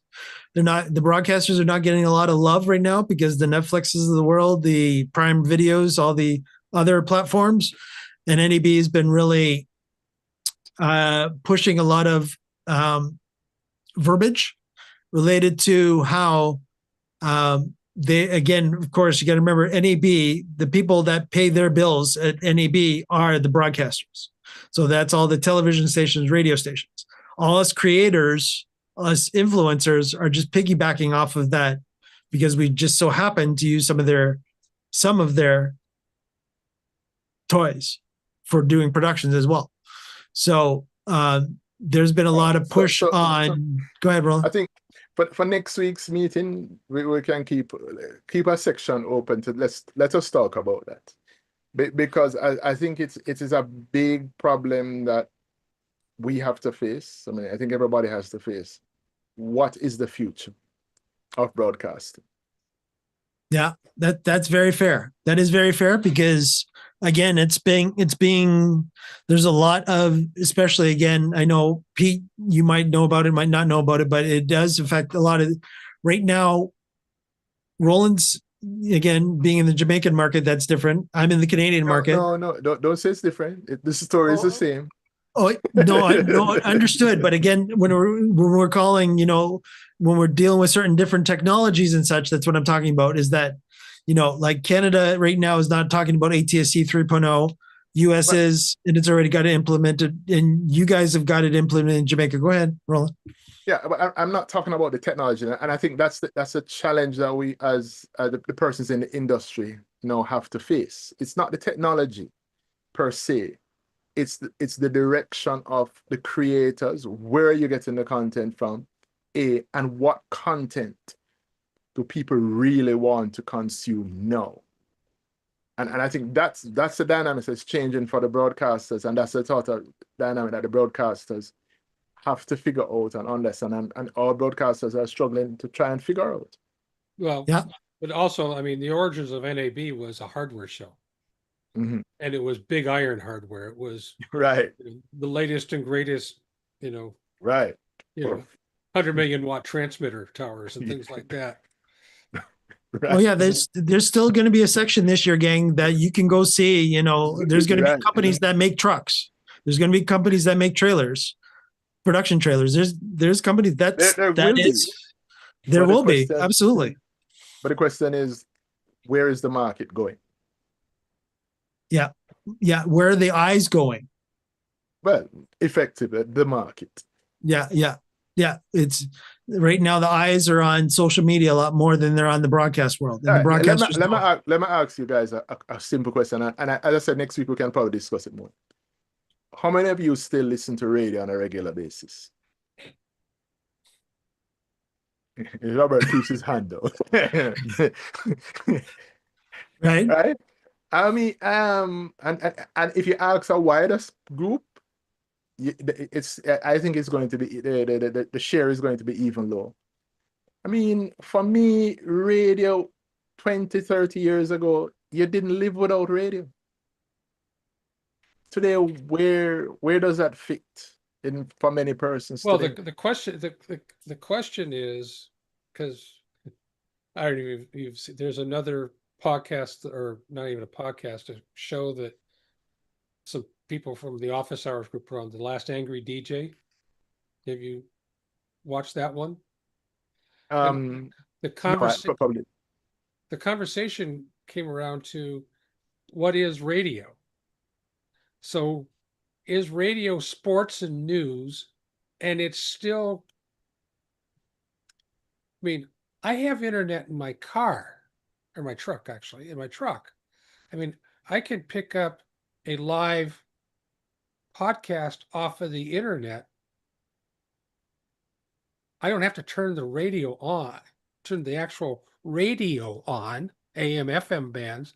I'm listening to something coming over the internet channel, because I have internet in the vehicle. So really the only thing left, when you look at it that way, is only live sports and news/weather that is live. Everything else could be on demand over the internet. There you go. And that's the question I'm saying, that and that's why I said the whole new discussion, because it really, that's what the broadcasters have to face today. Yeah. Where is live? And is it transitioning to, as you rightly said, that on demand, that podcast that you're listening to? Because But when I you say still could listen. But I understand what you're saying though. But that's what I think that's what has upended. TV is no longer, radio is no longer appointment TV. You had to get home at X time to catch the live news, so that that's gone. Right. And Roland, just for everybody's sake on YouTube, your day job is how many radio stations and TV stations? Well, two. It's now down to 2 radio stations from 4, and one four cable stations, 1 main. Yeah. So you guys are watching definitely what's going on. Definitely. But when I say I listen to radio, a lot of times, I'm listening to the streaming feed from CBC as an example, Mike, right? Woo! Right? Yeah. Because I like the CBC Sunday morning show as an example. I think I mentioned that last week. Somebody was asking who do I like to listen to, and person I miss is Michael Enright from. Do you remember Michael Enright? I think so. Help me, give me there a little quicker. He did CBC Sunday morning for like 20 years. Okay. Okay. Right. Yeah. It was a talk show, or it was a talk. Yeah. So you're talking CBC radio, not the CBC TV audio feed. You're talking CBC radio. Radio. Yeah. Yeah. Mm-hmm. Okay.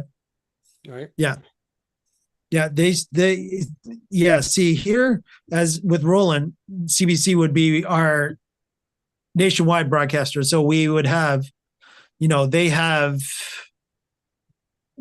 throughout Canada, again, you got to remember how big of a country we really are geographically, where it would be no different than like NPR, even though NPR is sort of getting shut down in the US. It's our public broadcaster up here in Canada. 200 miles deep and 6,000 miles wide. Yeah. Massive. Yeah. That sums us up, and very quickly, and we're still growing, and not all of that is populated yet. Go figure, eh? I've gone hunting in northern Quebec, so I understand how empty that place can be. And heaven forbid that you even went halfway up there before you ran out of internet too, Pete, right? I was hunting with Parks Canada folks. Parks Canada folks, yeah. And they had satellite. Right. Right. He said something important there. He had satellite. Yes. Right. And that was how many years ago? Right. Maybe 10, 12 years ago now. Yeah. And I had a sat phone. Right. Yes. Right. Again, another part. Even that was interesting, because when you get to that far north, where you point the satellite is very interesting. Or the dish is very interesting. Yep. It's all about elevation. But there's another topic for another day too. Yeah. Talking about satellite, how to get internet at your physical location to make sure that you have enough internet as a backend, and to use Starlink as a backend, and hopefully have a half decent internet as a front end. Yep. That's a whole other story. And we do talk about topics like that on John and my show every Friday when we do the production stuff as well. But on that note, it's time to wrap it up. Yep, and it's time for karaoke. Let me make sure I'm not blasting everybody's ears off and making sure I'm modifying my share down to 25. And what does that mean? Is that 25%? I'm thinking it might be, but all right, let's hear you out there, YouTube. Let's go.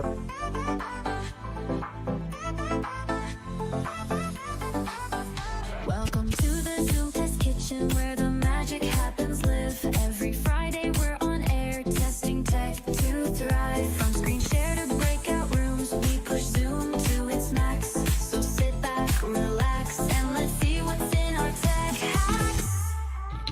Zooming in, we're testing it all. Live on YouTube each week. From audio to video, no feature we won't tweak. We're the Zoom Test Kitchen crew, here to innovate. Join the fun, learn the tech, don't be late. We'll dive into the settings, explore every single tab. Make sure your mic is clear, your camera not a drab. We'll show you how to host like a pro, manage like a king. With Zoom Test Kitchen, you'll be zooming with a zing. Zooming in, we're testing it all. Live on YouTube each week. From audio to video, no feature we won't tweak. We're the Zoom Test Kitchen crew, here to innovate. Join the fun, learn the tech, don't be late. Whether you're new to Zoom or an expert in disguise, we've got tips and tricks, we'll open up your eyes. From polls to quizzes, we test functionalities. Join us live, see what Zoom does with these.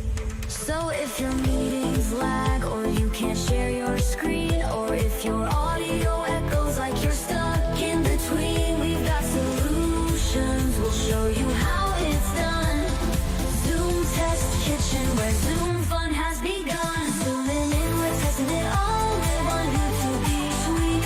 From audio to video, no feature we won't tweak. We're the Zoom Test Kitchen crew, here to innovate. Join the fun, learn the tech, don't be late. So tune in, don't miss out on this tech fest we lead. Every Friday, Zoom Test Kitchen, where you'll succeed. We'll make your Zoom meeting smooth, keep the tech in check. In the Zoom Test Kitchen, we've got your back. No